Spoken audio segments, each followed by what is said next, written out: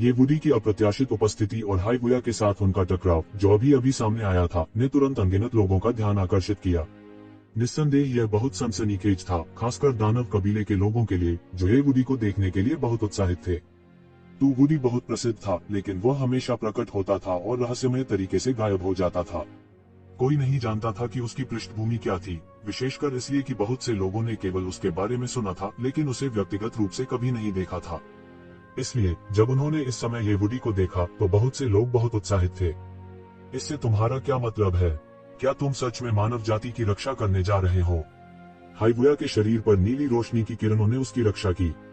ये वुडी जैसे विशेषज्ञ का सामना करते हुए उन्हें भी घबराना पड़ता था। मेरा कोई मतलब नहीं है, मैं बस आपको पसंद नहीं करता।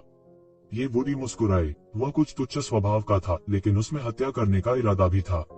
उसके शरीर में एक भयावह आभा थी और उसने अपने सामने हाइवुया को ठंडेपन से देखा। हाइवुया के हाव भाव अचानक से थोड़े बदल गए। वह मानव जाति के लोगों के प्रति उतना उदासीन नहीं था जितना कि वह अभी था। ये वुडी, तुम बहुत घमंडी हो। क्या तुम सच में सोचते हो कि मैं तुम्हें नहीं मारूंगा? हाइवुया ने दृढ़ता से कहा। हालांकि हर कोई देख सकता था कि हाइवुया ये वुडी से थोड़ा डरती थी। नहीं तो वह पहले ही हमला कर देता। तुम्हें मार दूंगा। बेशक तुम मारोगे। ये वुडी ने तिरस्कार पूर्वक उपहास किया। क्या आपको लगता है कि मुझे नहीं पता? पिछले कुछ दशकों में यह पहली बार नहीं है जब आपने लोगों को मुझे मारने के लिए उकसाया है। अब इससे पहले कि हम गहन दुनिया में प्रवेश करें, मैं इसे एक बार और सभी के लिए आप लोगों के साथ सुलझाना चाहता हूँ। चलो देखते हैं कि क्या तुम्हारे बकवास पिता आएंगे और तुम्हें बचाएंगे। उद्धरण चिन्ह। जैसे ही ये वुडी ने बात की, उनकी आभा धीरे धीरे मजबूत होती गई। एक आश्चर्यजनक आभा के साथ उसने हाइवुया का सामना किया। इस समय मानव कबीले के विशेषज्ञ, जिनके पास हाइवुया की आभा के नीचे घुटने टेकने के अलावा कोई विकल्प नहीं था, उन्हें आखिरकार राहत मिली।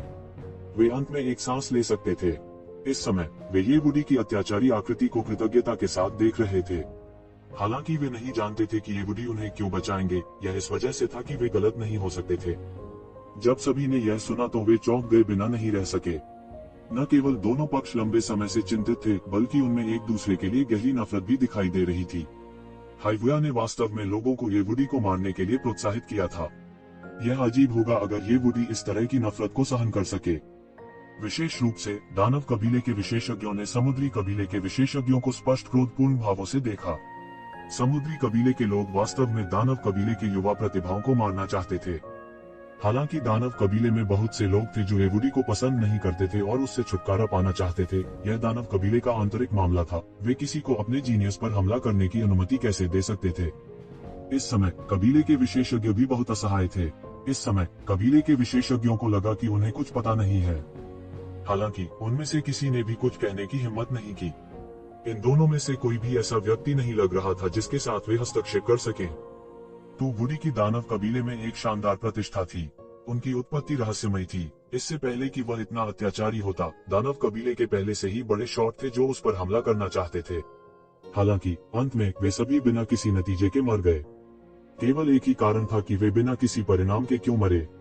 यानी दानव कबीले के ये बड़े शॉट जो उस पर हमला करना चाहते थे या पहले ही उस पर हमला कर चुके थे, सभी अपने अपने गुप्त कक्षों में दुखद रूप से मर गए, चाहे वे कहीं भी छिपे हों। हालांकि वे यह पता नहीं लगा सके कि अंत में यह किसने किया। हर कोई जानता था कि ये वुडी साधारण नहीं थे। हालांकि वे नहीं जानते थे कि उसकी पृष्ठभूमि क्या थी। यह स्पष्ट था कि वह साधारण भी नहीं था। दूसरी तरफ हाइवुया अत्याचारी थी। वह व्यक्तिगत रूप से समुद्री कबीले के ऊपरी क्षेत्रों द्वारा भी प्राप्त किया गया था। वह स्पष्ट रूप से साधारण नहीं था। इसके अलावा दोनों को एक क्षेत्र के दिग्गज कहा जा सकता है। उनमें से किसी को भी ऐसा अस्तित्व कहा जा सकता है जो प्राचीन काल में हवा को बुला सकता था और बारिश को बुला सकता था। वे पुरातन काल के प्रसिद्ध विशेषज्ञ थे। यह लो मेरी सुंदर हड़ताल। ये वुडी जोर से हंसे।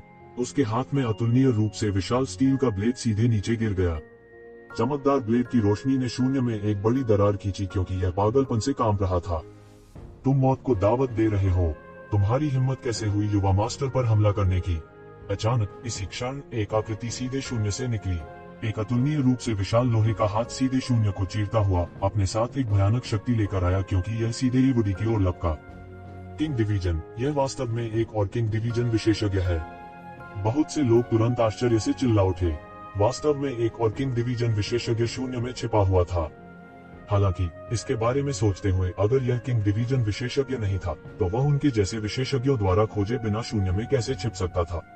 किसी को पता होना चाहिए कि यद्यपि उनमें से कोई भी राजा विभाजन विशेषज्ञ नहीं थे, फिर भी कई आकाशीय क्षेत्र विशेषज्ञ थे। केवल किंग डिवीजन का एक विशेषज्ञ ही उन्हें उनकी उपस्थिति से पूरी तरह अनजान बना पाएगा। हालांकि यह भयानक विशेषज्ञ हाइवुया का अधीनस्थ निकला। इससे भी महत्वपूर्ण बात यह है कि वह एक इंसान नहीं था, बल्कि 100 रेस एलायंस का सदस्य था। कई लोगों ने उन्हें पहचान लिया। भले ही ऐसा विशेषज्ञ 100 रेस एलायंस में लौट आए, फिर भी वह एक क्षेत्र का पूर्वज होने के योग्य होगा। यहाँ तक 100 रेस एलायंस के 10 शाही कुलों ने भी उन्हें एक विशिष्ट अतिथि के रूप में माना। ऐसा व्यक्ति वास्तव में हाइवुया के अधीन एक नौकर था। हर कोई इससे हैरान हुए बिना नहीं रह सका। किंग डिवीजन विशेषज्ञ दुनिया को हिला देने वाले अस्तित्व थे और उन सभी का अपना गौरव था। हालांकि वे वास्तव में किसी और के गुलाम बनने को तैयार थे। यह उनकी दृष्टि में बहुत ही अकल्पनीय बात थी। हम्फ, बूढ़ा आदमी, तुम्हें लगता है कि तुम यह कर सकते हो? ये वुडी के ब्लेड की गति बिल्कुल भी धीमी नहीं हुई। वह पूरी जगह को काटते हुए और पुराने नौकर से टकराते हुए क्षैतिज रूप से नीचे गिर गया। बजना, फिर एक पृथ्वी टूटने वाली दहाड़ सुनाई दी। उसके बाद एक अनंत शक्ति एक पल में बह गई। पफट, बूढ़े आदमी की हथेली सीधे कटी हुई थी और खून का एक बड़ा फूल खिल गया। एक पल में उसने अपना हमला वापस ले लिया। अभी कुछ देर पहले ही उन्होंने आक्रामक तरीके से हमला किया था, लेकिन सिर्फ एक वार से उनकी रफ्तार पूरी तरह से टूट गई। वह ये वुडी के लिए बिल्कुल भी मैच नहीं था। अत्यंत शक्तिशाली, उसने वास्तव में किंग डिवीजन में कदम रखा है। उनके जन्म के कुछ 100 साल बाद। उद्धरण चिन्ह, यह वास्तव में बहुत भयानक है और वह कोई साधारण किंगतीय विशेषज्ञ नहीं है। इस बूढ़े व्यक्ति ने स्पष्ट रूप से दिव्य क्षेत्र के शिखर पर कदम रखा है, लेकिन उसे एक चाल से वापस जाने के लिए मजबूर किया गया था। जब मैं उससे लड़ता हूँ तो बेहतर होगा कि तुम मुझसे जितना हो सके दूर हो जाओ। मेरा हर समय इतना अच्छा स्वभाव नहीं रहता है। मुझे याद है कि तुम पहले मुझसे लड़े थे। मैंने उस लड़ाई में लगभग अपनी जान गंवा दी थी। मुझे अब भी यह नाराजगी याद है। हालांकि मैं आपसे परेशान होने के लिए बहुत आलसी हूँ। मैं सीधे उससे हिसाब चुकता करूंगा। टस टस, तू वुडी ने बूढ़े आदमी को तिरस्कार से देखा और कहा। ये वुडी ने बूढ़े आदमी को तिरस्कार से देखा और कहा, मुझे उम्मीद नहीं थी कि तुम भी इतने अद्भुत स्तर तक बढ़ोगे। बूढ़े ने ये वुडी को कुछ जटिल भाव से देखा। हाइवुया ने कुछ दशक पहले ही अपनी शुरुआत की थी, लेकिन ये वुडी पर हमला किए हुए उन्हें काफी समय हो गया था। उसने ये वुडी को एक छोटे से आदमी से बढ़ते हुए देखा था जो उस हद तक कुछ भी नहीं था जहाँ वह उसे छू भी नहीं सकता था। हाइवुया बेहद हैरान थी। तो क्या तुम मेरी पहचान नहीं जानते? अन्यथा तुमने मुझे मारने के लिए इतना प्रयास नहीं किया होता। दुर्भाग्य से आप सफल नहीं हुए, ये वुडी ने ठंडेपन से कहा। दूसरी ओर इस आदमी की विकास गति वास्तव में आश्चर्यजनक है। कुछ ही दशकों में वह पहले ही राजा के स्तर पर वापस आ चुका है।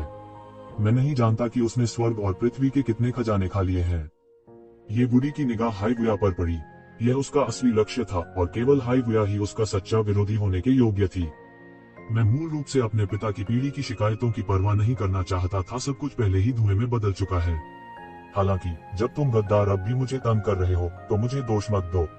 मैं अब उस स्तर पर नहीं हूँ जहाँ आप अपनी इच्छानुसार मुझ पर हमला कर सकें। ये वुडी का सुंदर चेहरा कुछ भयावह लग रहा था। उम्मीद के मुताबिक आप सच में इस हद तक बढ़ गए। मैंने अभी भी तुम्हें कम आंका। बूढ़े ने हिंसक रूप से हौंकते हुए कहा। उसकी आंखें अतुलनीय सदमे से भर गईं। ये वुडी ने हाइवुया को देखा और कहा, यह कुछ भी नहीं है। इसे भूल जाओ। यह कुछ ऐसा है जिसे आप वास्तव में कभी नहीं समझ पाएंगे। तुमने मुझसे वापस आने की उम्मीद नहीं की थी, है ना? न केवल मैं जिंदा वापस आया, बल्कि मैंने किंग डिवीजन में भी कदम रखा। इसके बारे में क्या ख्याल है? क्या आप फिर से लड़ना चाहते हैं? पिछली बार आपने मुझे मारने की कोशिश की थी क्योंकि आप पहले से ही किंग डिवीजन में थे, लेकिन आप असफल रहे। मुझे यकीन है कि आप आज पीछे नहीं हटेंगे। तुम कितने भी बड़े हो गए हो, तुम मेरे लिए कोई मुकाबला नहीं हो। हाइवुया की अभिव्यक्ति सामान्य हो गई। उन्हें फिर से पूरा भरोसा हो गया था। क्या तुमने इस हद तक ठीक होने में सैकड़ों साल नहीं लगाए? तुम्हारी हिम्मत कैसे हुई मुझसे मुकाबला करने की? सैकड़ों साल? हा हा हा हा। ये वुडी हंसी में फट गया। आपको पता नहीं है कि मैं पिछले सैकड़ों वर्षों में क्या कर रहा हूँ।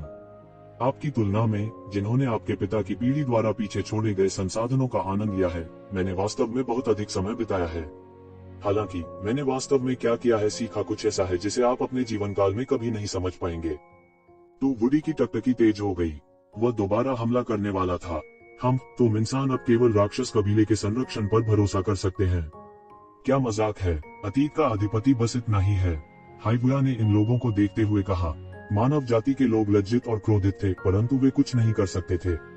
वे कुछ नहीं कर सकते थे। आप सही कह रहे हैं। हमें मानव जाति की गरिमा की रक्षा करने की आवश्यकता है। इससे पहले कि वह अपना वाक्य पूरा कर पाता, आकाश से एक आकृति उतरी। ये फैन, ये परिवार के उभरते जीनियस में से एक, ये फैन। इस समय एक मानव जाति विशेषज्ञ ने ये फैन को पहचान लिया। जब ये फैन उठा तो पूरी मानव जाति पहले ही गिर चुकी थी। यही कारण था कि विभिन्न जातियों ने इस बात पर अधिक ध्यान नहीं दिया कि उस समय मानव जाति के पास कौन सी प्रतिभाएं थीं। वास्तव में बहुत से लोगों का मानना कि मानव जाति पतन के लिए अभिशप्त थी। वास्तव में यह भी संभव था कि मानव जाति का सफाया हो जाएगा, इसलिए अब उन पर ध्यान देने का कोई मतलब नहीं था। वे ये जीवेन की तरह पूरे प्राचीन सूनेपन का ध्यान आकर्षित करने में सक्षम नहीं होंगे। आपको क्या लगता है कि आप मुझसे बात करने वाले हैं? हाइबुया ठंडी हंसी और अपना हाथ लहराया। ऊर्जा की एक विशाल लहर बह निकली और एक विशाल जलप्रपात दिखाई दिया जो ये फैन की ओर बढ़ रहा था। पूछी, जिस तरह हर कोई ये फैन के लिए चिंतित था, उन्होंने देखा कि हवा में एक भयानक सक्शन फोर्स दिखाई दे रही है। जल स्रोत को ये फैन के बगल में एक गोल अज्ञात पक्षी जीवन रूप द्वारा सोख लिया गया था। उसके बाद गोल पक्षी जैसा जीवन रूप डकार आया, मानो वह अभी तक संतुष्ट नहीं हुआ हो। सब दंग रह गए। उन्हें उम्मीद नहीं थी कि हाइबुया का हमला इतनी आसानी से हल हो जाएगा। हालांकि हाइबुया ने अपनी पूरी ताकत का इस्तेमाल नहीं किया और यह सिर्फ एक आकस्मिक हमला था। उनकी किंगग्रैंड की ताकत के साथ यहाँ तक एक आकस्मिक हमला भी एक शिखर दिव्य क्षेत्र विशेषज्ञ को आसानी से कुचल सकता था और उन्हें भारी रूप से घायल कर सकता था। यह पक्षी कहाँ से आया? बहुत से लोग इस नन्ही चिड़िया को देखकर आश्चर्य करते थे कि यह कहाँ से आई है। इसका लुक बहुत ही अजीब था। कई लोगों के मन में प्राचीन कथाओं में कई क्रूर पक्षी या दैवीय पक्षी थे, लेकिन इससे कोई फर्क नहीं पड़ता कि उन्होंने इसे कैसे देखा। ऐसा कोई अस्तित्व प्रतीत नहीं हुआ जो इस क्रूर पक्षी के समान हो। जो लोग आए वे थे ये फैन और लिटिल कुनपेंग। नन्हे कुनपेंग ने जल स्रोत में जल तत्व के नियमों को निगल लिया था और ऐसा लग रहा था कि उसके पास पर्याप्त नहीं था। इस समय वह केवल 2 मुट्ठी के आकार का था। उनका पेट गोल था और वो वाकई काफी क्यूट लग रहे थे। हालांकि उसके पास कुनपेंग की आभा बिल्कुल नहीं थी। वह अपनी माँ जितना बड़ा भी नहीं था। यह ऐसा था जैसे उसने उत्परिवर्तित किया हो। दिलचस्प, मैं देखना चाहता हूँ कि यह क्या है। हाइबुया ठंडी हंसी और लिटिल कुनपेंग की ओर बढ़ी।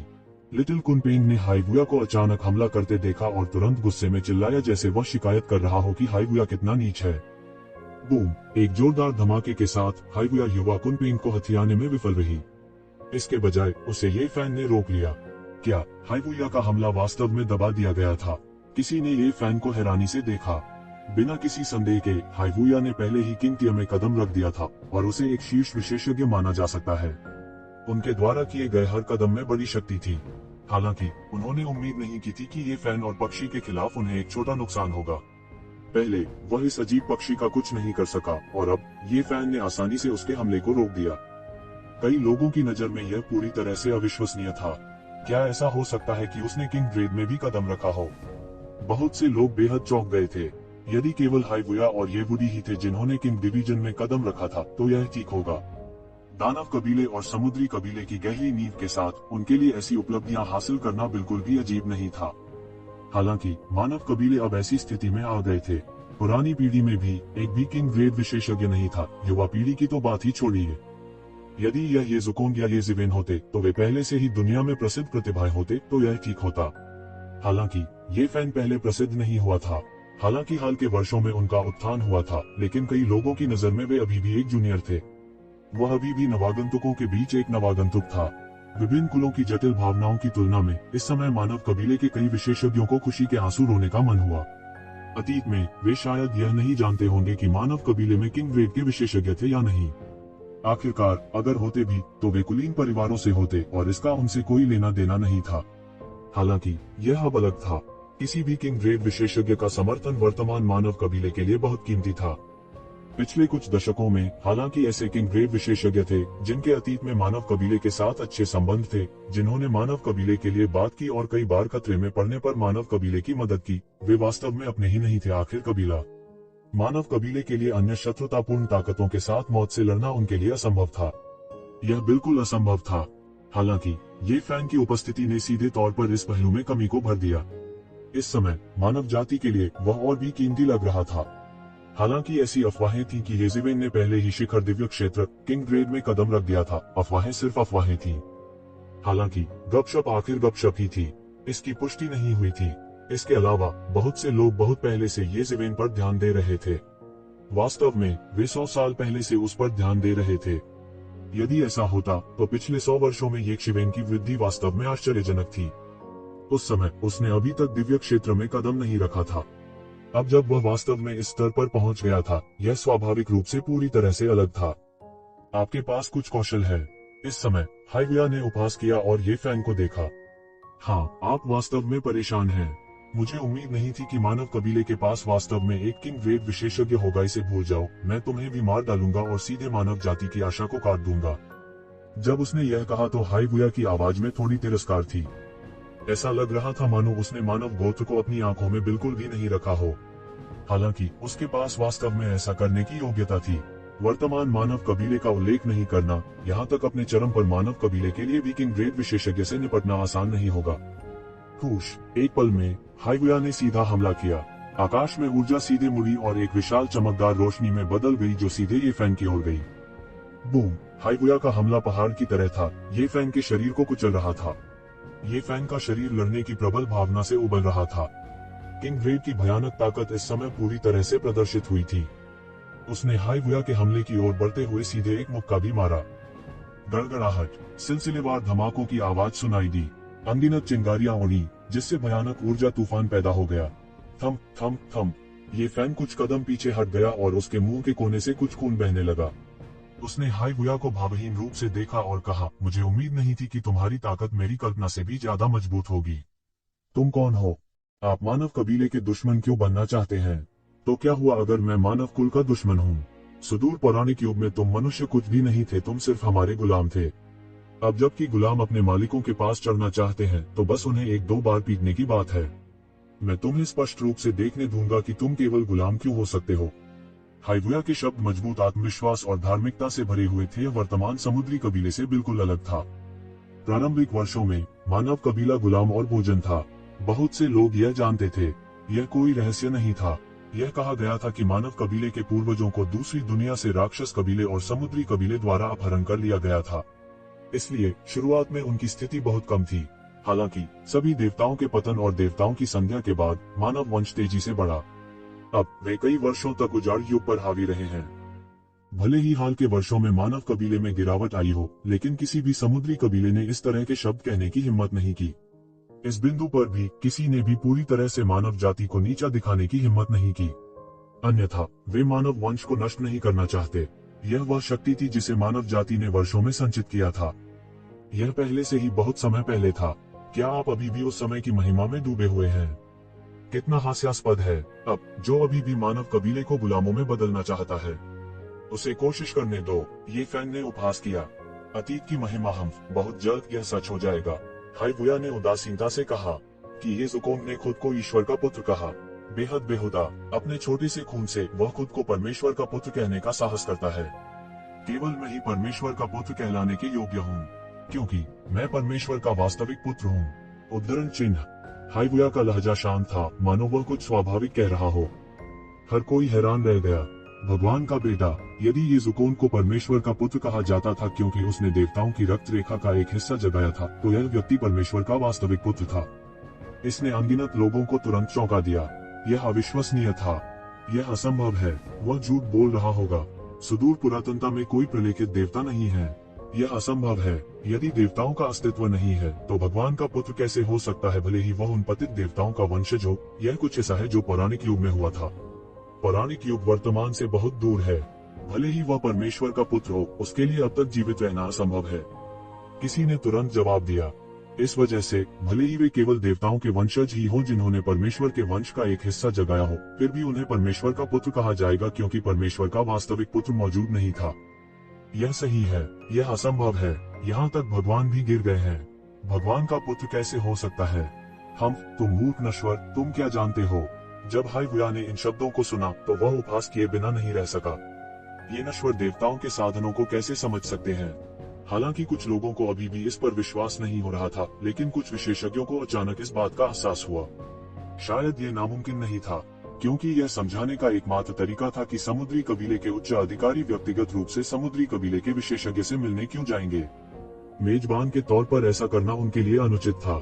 यदि वह परमेश्वर का पुत्र होता तो सब कुछ समझ में आता। मुझे परवाह नहीं है कि तुम कौन हो। यदि आप मानव जाति को अपमानित करना चाहते हैं तो आपको पहले मुझसे पूछना होगा। ये फैन ने ठंडेपन से कहा, क्या मैंने तुमसे पूछा? आप? हाइबुया ने जैसे ही एक कदम आगे बढ़ाया, वह ठंडी हंसी हंसी। एक जोरदार धमाके के साथ उसके शरीर से एक भयानक आभा निकली। उपस्थित सभी लोग भयानक शक्ति को महसूस कर सकते थे। भले ही यह उन पर निर्देशित नहीं था, फिर भी वे महसूस कर सकते थे भयानक दबाव उन पर दबाव डाल रहा है। बहुत से लोग मदद नहीं कर सकते थे, लेकिन अपनी रीढ़ में ठंडक महसूस कर रहे थे। यह उन पर निर्देशित नहीं था। अगर यह उन पर निर्देशित होता तो क्या वे इसका सामना कर पाते? यहाँ तक अगर यह सिर्फ एक अनुमान था, तब भी वे महसूस कर सकते थे कि वे इसे झेलने में सक्षम नहीं होंगे। एक राजा पद के विशेषज्ञ की ताकत उनकी कल्पना से बहुत परे थी। हुआलाला, भयानक आभा के कारण ये फैन के कपड़े हवा में लहराने लगे। ऐसा लग रहा था जैसे स्टील का चाकू लगातार उसके चेहरे को नोच रहा हो। उनकी अभिव्यक्ति थोड़ी विकृत थी। इस भयानक आभा ने उसके शरीर को कुचल दिया। तभी वह महसूस कर सकता था कि हाइबुया कितनी भयानक थी। हाइबुया का अधिकांश आभा उन्हीं पर निर्देशित था। दूसरे सिर्फ इससे प्रभावित हुए। उनके बीच के अंतर को एक सांस में नहीं बताया जा सकता था। ये फैन किंग रैंक के विशेषज्ञ भी थे। वह पहले से ही महसूस कर सकता था कि उसके लिए आभा का विरोध करना कठिन था। यह ये बुद्धि से अलग था जो आसानी से आभा मंडल का विरोध कर सकता था। वो अपने और हाइबुया के बीच स्पष्ट रूप से अंतर महसूस कर सकता था। विभिन्न जातियों के विशेषज्ञों ने महसूस किया कि उनके दिल बेतहाशा तेज हो रहे हैं। हाइबुया की ताकत का जिक्र करने की कोई जरूरत नहीं थी। यह उनकी कल्पना की सीमाओं को पूरी तरह से पार कर गया था। लेकिन यहाँ तक कि फैन की ताकत पूरी तरह से बाकी सभी से ऊपर थी। यह बेहद भयानक थी। यह राजा रैंक का विशेषज्ञ था। इन लोगों के दिल बहुत हिल गए थे। अतीत में उन्होंने केवल किंग डिवीजन के विशेषज्ञों के बीच लड़ाई के बारे में सुना था, लेकिन अब उन्होंने वास्तव में महसूस किया कि अतीत में उन्होंने किंग डिवीजन के विशेषज्ञों को चाहे कितना भी कम आंका हो, फिर भी उन्होंने उन्हें कम आंका था। दो आभाओं के बीच टकराव के बीच अंतरिक्ष पूरी तरह से विकृत हो गया था। यह ऐसा था जैसे दो भयानक ताकतें उस पर खींच रही हों। विकृत स्थान का दृश्य अत्यंत भयानक था। ये फैन इस समय थोड़ी गंभीर और विकृत दिख रही थी। हालांकि हाइबुया तनाव मुक्त और तनाव मुक्त दिख रही थी। यह स्पष्ट था कि इस प्रकार का टकराव उसके लिए कोई समस्या नहीं थी। बीप! अचानक जैसे ही वे दोनों एक दूसरे पर वार कर रहे थे, युवा कुनपेंग के मुंह से चीख निकली। फिर रोना क्यूई के एक भयानक ब्लेड में बदल गया जो हवा के माध्यम से कट गया और हाइबुया की ओर फिसल गया। हिज हाइनेस पर चुपके से हमला करने की तुम्हारी हिम्मत कैसे हुई? उस समय 100 क्लान एलायंस के पुराने नौकर ने आखिरकार एक चाल चली। उसने एक हाथ से हवा का ब्लेड पकड़ लिया। टकराना एक दबी हुई कराह थी जो धातु के टकराने जैसी लग रही थी। ये बुढ़ी की कृपाण ने केवल उसकी हथेली को घायल किया था, लेकिन अब वह पूरी तरह से आधा कट गया था। 4 अंगुलियां कट गई और खंभे की तरह खून बहने लगा। कैसे? यह कैसे संभव है? क्या मैंने इसे गलत देखा? सभी ने कुनपेन को हक्का बक्का करके देखा। उन्होंने अपनी आंखें भी नहीं झपकाईं। उन्हें डर था कि वे इसके माध्यम से देखेंगे। उन्हें अब भी विश्वास नहीं हो रहा था। ऐसा कैसे हो सकता है? यह केवल 2 मुट्ठी के आकार का था। यह एक हानिरहित छोटी चिड़िया की तरह लग रहा था। यह इतना भयानक कैसे हो सकता है? हालांकि बूढ़ा नौकर सिर्फ एक नौकर था, वह किंग डिवीजन में एक मास्टर था। इस स्तर के एक गुरु को अत्यधिक प्रशिक्षित किया गया था और उनका शरीर धातु और पत्थर की तरह सख्त था। यहाँ तक कि वुडी का सेबर क्यूई भी अभी उसे केवल घायल कर सकता था, लेकिन सीधे उसे आधा नहीं काट सकता था। हालांकि इस छोटी चिड़िया ने किया था। यह कहाँ से आया था? उस समय कुनपेंग पहले से ही पहचानने योग्य नहीं था। यह एक पेटू जैसा लग रहा था, इसलिए कुछ देर के लिए कोई भी इसे पहचान नहीं पाया। मैंने इसे गलत देखा होगा। यह छोटी चिड़िया कितनी भयानक है। चारों ओर तुरंत हंगामा मच गया। उनका उल्लेख नहीं करने के लिए यहाँ तक बूढ़ा नौकर भी अपनी हथेली पर एक खंभे की तरह खून बहा रहा था। उसे विश्वास करने की हिम्मत नहीं हुई कि उसका शरीर, जो धातु और पत्थर के बराबर था, वास्तव में इतनी आसानी से घायल हो गया था। वास्तव में दिलचस्प, तो वुडी बस एक चाल चलने ही वाला था। कौन जानता था कि छोटा आदमी एक चाल चलते ही लोगों के एक बड़े समूह को अपने अधीन कर लेगा। वह कुनपेंग होना चाहिए। उनकी आंखें तेज थीं और वे बहुत ज्ञानी थे। भले ही उन्होंने इतने मोटे युवा कुनपेंग को कभी नहीं देखा था, फिर भी उन्होंने इसे तुरंत पहचान लिया। वह संदेह से भरा था, लेकिन अब जब उसने इसके बारे में सोचा तो केवल वही व्यक्ति था जो छोटे कुनपेंग को प्रकट कर सकता था। कुनपेंग की भूख लगभग एक टोटी की भूख के बराबर थी। हालांकि कोई फर्क नहीं पड़ता कि उसने कितना खाया, उसे पचाया जा सकता था। इसलिए उसके शरीर का आकार से बाहर होना असंभव था। कौन जानता था कि स्वर्ग और पृथ्वी के कितने खजाने इतने मोटे होने के लिए पचा नहीं पाए। बी बीप बीप। छोटा कुनपेंग ये फैन के कंधे पर अपनी छाती फुलाकर खड़ा था। जब उसने हाइबुया को तिरस्कार से देखा तो वह वास्तव में अहंकारी लग रहा था। हाइबुया की अभिव्यक्ति थोड़ी बदल गई। यह ठीक था अगर यह वुडी था, लेकिन वह वास्तव में एक पक्षी द्वारा नीचे देखा जा रहा था। हम्फ, उसने फिर से ठंडी सांस ली और उसकी आभा बढ़ गई। यह पहले से भी अधिक शक्तिशाली था। टू फैन ने एक कदम पीछे लिया और बमुश्किल अपनी आभा में अचानक वृद्धि का सामना करने में सफल रहा। हालांकि उसने केवल एक कदम पीछे लिया, यह स्पष्ट था कि उसकी ताकत अभी भी हाइबुया की तुलना में थोड़ी कमजोर थी जब वह पूरी ताकत से लगा था। लेकिन इस समय चाहे कुछ भी हो, वह केवल दांत पीस कर सहन कर सकता था। अब जब ये ज़िवेन यहाँ नहीं थे, केवल वही थे जो मानव जाति का बोझ उठा सकते थे। वह आकाशीय क्षेत्र का एकमात्र विशेषज्ञ था जिसने सतह पर मानव जाति का प्रतिनिधित्व किया। यदि वह असफल रहा तो मानव जाति के लिए निस्संदेह एक घातक झटका होगा। आशा को पकड़ने और फिर कट जाने की निराशा 100 गुना थी, हर समय निराशा में रहने से 1000 गुना अधिक भयानक। बीप। छोटा कुनपेंग गुस्से में था जब उसने देखा कि हाइबुया अभी भी उसे चुनौती देने की हिम्मत कर रही है। इसने एक हवा का ब्लेड उगल दिया।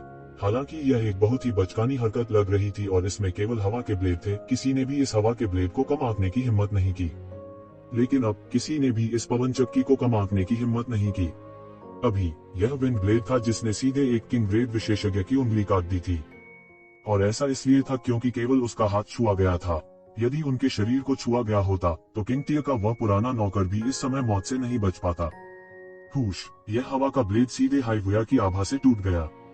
भयानक आभा जिसने आकाश को भर दिया था, बिना किसी निशान के तुरंत गायब हो गई। फिर हवा के झोंके ने सीधे हाइबुया को मजबूर कर दिया। हाइबुया का शरीर मौके पर ही गायब हो गया और वैकल्पिक स्थान में भाग गया। जब वह फिर से प्रकट हुआ तो वह पहले ही 500 मीटर आगे बढ़ चुका था। उसने छोटे कुनपेंग को एक गंभीर अभिव्यक्ति के साथ देखा, जैसे कि वह एक मजबूत प्रतिद्वंदी से मिला हो। इतना मजबूत, यह छोटी चिड़िया इतनी मजबूत है। अभी केवल ये वुडी ने हाइबुया को पीछे हटने के लिए मजबूर किया। अब जब इस छोटी चिड़िया ने भी ऐसा किया तो क्या यह साबित नहीं होता कि वह ये वुडी से कमजोर नहीं है? किसी ने खुद से बुदबुदाया। हालांकि यह सिर्फ एक अनुमान था, कई लोगों को यह अभी भी थोड़ा हास्यास्पद लग रहा था।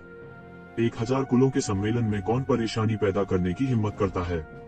इस समय शून्य में दर्जनों आकृतियां एक ही समय में बाहर निकल आईं। वे सभी भयानक किंग स्टेज विशेषज्ञ थे। ये प्रमुख बलों के प्रतिनिधि थे। उन्होंने उन ताकतों का भी प्रतिनिधित्व किया जो वास्तव में मंच पर हो सकती थी। कई बल जिनके पास किंग स्टेज के विशेषज्ञ भी नहीं थे, वे शीर्ष पर रैंक करने के लिए बिल्कुल भी योग्य नहीं थे। वर्तमान प्राचीन उजाड़ में दानव जाति स्वाभाविक रूप से सबसे मजबूत थी। फिर 3 महान अधिपति और प्राचीन फीनिक्स वर्ग थे। इन बलों के अधीन और भी कई सेनाएं थीं। उनमें से जिन बलों को शीर्ष पर स्थान दिया जा सकता है, उनके पास निश्चित रूप से एक किंग टियर विशेषज्ञ होगा जो उनकी देखरेख करेगा। यह लगभग एक अनकहा नियम बन गया था। हालांकि मानव कबीले में अभी भी बड़ी संख्या में विशेषज्ञ थे, बहुत गहरी नींव थी और सदस्यों की एक बड़ी संख्या थी। वहां एक भी किंग स्टेज विशेषज्ञ प्रभारी नहीं था, इसलिए उन्हें कोरफोर्स के घेरे से लगभग बाहर कर दिया गया था। अगर यह इस तथ्य के लिए नहीं था कि वे राजा ताइकान से डरते थे, जो कोई नहीं जानता था कि वह अस्तित्व में है या नहीं, तो उन्हें इस समय भाग लेने का अधिकार भी नहीं होगा। दर्जनों आकाशीय क्षेत्र के शिखर और राजा मंच के विशेषज्ञ एक ही बार में घटनास्थल पर उपस्थित हुए। इसने उपस्थित अनगिनत विशेषज्ञों को तुरंत झकझोर दिया। ये दर्जनों आकाशीय क्षेत्र, शिखर और राजा चरण विशेषज्ञ आमतौर पर देखने में आसान नहीं थे। अब जब यहाँ उनका एक बड़ा समूह था, तो हर किसी के दिल में जो सदमा था, उसकी तुलना नहीं की जा सकती थी। हालांकि वे जानते थे कि वे बैठक में भाग लेने के लिए उन शीर्ष किंग स्टेज विशेषज्ञों से यहाँ मिलेंगे, उन्होंने ऐसी परिस्थितियों में और उस पर एक समूह में उनसे मिलने की उम्मीद नहीं की थी। दर्जनों किंग ग्रेड विशेषज्ञों की भयानक जबरदस्ती। भले ही उनमें से प्रत्येक ने केवल इसका थोड़ा सा ही रिसाव किया था, फिर भी किंग ग्रेड से नीचे के विशेषज्ञों के लिए यह एक भयानक दमनकारी भावना थी। ऐसा लगा जैसे आसमान उन पर टूट पड़ा हो। ऐसा लग रहा था कि यह कभी भी उन पर गिर जाएगा। कितना भयंकर, यहाँ बहुत सारे किंग ग्रेड विशेषज्ञ नजर रख रहे हैं। ऐसा लगता है कि यह गठबंधन की बैठक वास्तव में होने जा रही है। हाँ, ये राजा मंच के विशेषज्ञ प्रमुख बलों के प्रतिनिधि होने चाहिए। उनमें से कई सेना के नेता भी हैं जो व्यक्तिगत रूप से आए थे। हाँ, उनमें से हर एक भगवान के समान शक्तिशाली है। इस तरह के एक लाइनअप के अनुसार भले ही रसातल दानव भगवान आए, वह जीतने में सक्षम नहीं होना चाहिए। इस बार हमें एक अच्छी बैठक करने में सक्षम होना चाहिए। हर कोई गहरे रसातल के दानव भगवान से डरता था। पिछली बैठक का नेतृत्व मानव जाति ने किया था और वे गहरे रसातल दानव भगवान द्वारा घात लगाए बैठे थे। अंत में उन्हें भारी जनहानि हुई। उस समय उन्होंने दी प्रसातल दानव भगवान के नाम की स्थापना की। यदि यह इस तथ्य के लिए नहीं था कि विभिन्न नस्लों की नींव थी और वे पकड़ में आने में सक्षम थे, तो वे बहुत पहले ही मिटा दिए गए होते। मानव जाति, तुम वास्तव में परेशानी पैदा करने की हिम्मत करते हो। इस समय एक किंग ग्रेड विशेषज्ञ बाहर खड़ा था और सही और गलत के बीच अंतर किए बिना उसने सीधे तौर पर मानव जाति को दोषी ठहराया। इस समय मानव जाति के सभी विशेषज्ञों ने अपमान की भावना महसूस की। यह स्पष्ट रूप से उनकी गलती नहीं थी, फिर भी वे सबसे पहले दोषी थे। वे कमजोर थे और उन्हें प्राचीन उजाड़ युग में बोलने का कोई अधिकार नहीं था। हमारी मानव जाति परेशानी का कारण नहीं बनेगी, लेकिन अगर कोई हमें धमकाना चाहता है तो हम उसे ऐसा नहीं होने देंगे। इस समय ये फैन ने एक कदम आगे बढ़ाया और बिना हार माने कहा। राजा के स्तर पर मौजूद एकमात्र विशेषज्ञ के रूप में वह जानता था कि वह इस समय पीछे नहीं हट सकता। वह मानव जाति का प्रतिनिधित्व कर रहे थे। बेतुका, तुम सिर्फ एक जूनियर हो और तुम वास्तव में मेरे साथ असभ्य होने की हिम्मत करते हो। इस राजा रैंक के विशेषज्ञ का एक वृद्ध चेहरा था। यह अज्ञात था कि वह कितने हजारों वर्षों तक जीवित रहा। उसके सामने ये फैन को केवल एक जूनियर समझा जा सकता था। यदि यह पहले होता तो वह मानव जाति विशेषज्ञ के प्रति इतना कठोर व्यवहार करने का साहस नहीं करता। उस समय मानव जाति अभी भी एक विशाल प्राणी थी। यहाँ तक एक सामान्य दिव्य क्षेत्र विशेषज्ञ भी एक ऐसा अस्तित्व था जिसे वे छोटी जातियां अपमानित नहीं कर सकती थी, भले ही वह राजा रैंक का विशेषज्ञ हो। हालांकि वह केवल दिव्य क्षेत्र के उन विशेषज्ञों के सामने अपनी आवाज कम कर सकता था और सोच सकता था कि उनकी जाति बहुत कमजोर थी। लेकिन अब स्थिति बदल चुकी थी। अहंकारी मानव जाति इस हद तक गिर गई थी कि उनके पास एक भी राजा रैंक का विशेषज्ञ नहीं था। अचानक वे मालिक बन गए, इसलिए स्वाभाविक रूप से उनके दिल में कई शिकायतें थीं। इस समय भले ही यह मानव जाति की समस्या न हो, वह कहेगा कि यह थी। उनका यह भी मानना कि अन्य दिग्गज भी यही सोच रहे थे। मानव जाति इस दुनिया में बहुत अधिक बाधा थी। किंग टियर बूढ़े ने तुरंत अपनी चाल चली। एक जोरदार धमाके के साथ उसने ये फैन को पकड़ लिया। उसे इतना विश्वास था कि वह ये फैन के पलटवार की बिल्कुल भी परवाह नहीं करेगा। एक साधारण कनिष्ठ उसके सामने कठोर व्यवहार करने का साहस कैसे कर सकता था। बीप, वहां मौजूद लोगों ने जानी पहचानी आवाज सुनी और उनके दिल पसीज गए। अभी अभी उन्होंने पहले ही देख लिया था कि चिरप का मालिक कितना भयानक था। यहाँ तक अगर यह सिर्फ एक अजीब पक्षी था जिसे वे पहचान नहीं पाए, तो यह इस समय भी बेहद भयानक था। कुची, सभी ने अपनी आंखों के सामने केवल एक फ्लैश देखा। उन्हें स्पष्ट रूप से दिखाई नहीं दे रहा था कि क्या हुआ है। उन्होंने केवल एक छोटे कबीले के इस राजा श्रेणी के विशेषज्ञ की भुजा को मौके पर ही फटते देखा। खून बिखरा हुआ था, हड्डी के टुकड़े घूम रहे थे और पूरे आसमान में मांस और खून बिखरा हुआ था। अचानक वृद्ध दर्द से चीख पड़ा और उसका पूरा हाथ मौके पर ही फट गया। अगर उसने सबसे महत्वपूर्ण क्षण में अपने शरीर को जल्दी से समायोजित नहीं किया होता और घातक आघात से बचा होता, तो उसका पूरा शरीर उसी जगह फट जाता। उसकी पीठ ठंडे पसीने से भीग गई थी और उसका दिल सदमे से भर गया था। वह चौड़ी आंखों से ये फैन के कंधे पर अजीब सी दिखने वाली चिड़िया को घूर रहा था। यह बात जिसकी उसने पहले कभी परवाह नहीं की थी, वास्तव में बहुत भयानक थी। यहाँ तक कुछ कमजोर राजा रैंक के विशेषज्ञ भी उन दिव्य क्षेत्र के विशेषज्ञों की तरह थे। वे अपनी आंखों के सामने केवल एक चमक देख सकते थे और किंग रैंक के विशेषज्ञ की बाह अचानक फट गई। वे चौंक गए और अविश्वास से भर गए। इस समय हर कोई फिर से मानव जाति की ओर देखने लगा। इससे पहले वे बिल्कुल किंग रैंक के विशेषज्ञ की तरह थे। उन्होंने मानव जाति को अपनी आंखों में बिल्कुल नहीं रखा। अगर वे मारना चाहते थे तो वे मार देते थे। अगर वे हमला करना चाहते हैं तो वे हमला करेंगे। शक की कोई गुंजाइश ही नहीं थी। इस समय हर कोई मानव जाति का पुनर्मूल्यांकन करने लगा। पहले वे बिल्कुल बूढ़े आदमी की तरह थे। उन्होंने वर्तमान मानव जाति को बिल्कुल भी गंभीरता से नहीं लिया।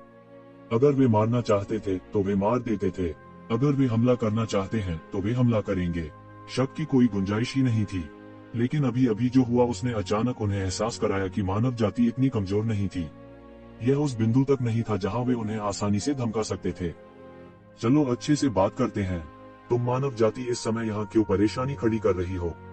क्या तुम वास्तव में 1000 जातियों के मिलन के नियमों की उपेक्षा करने जा रहे हो? इस समय एक राजा रैंक विशेषज्ञ ने खड़े होकर कहा। हालांकि यह अभी भी एक प्रश्न था, उसका स्वर निस्संदेह पहले से बहुत बेहतर था। जाहिर है वह किंग रैंक के विशेषज्ञ से भी बहुत डरता था। तुम यहाँ परेशानी क्यों पैदा कर रहे हो? मुझे लगता है कि तुम एक बात के बारे में गलत हो। यहाँ परेशानी पैदा करने वाला हम नहीं, बल्कि यह आदमी है।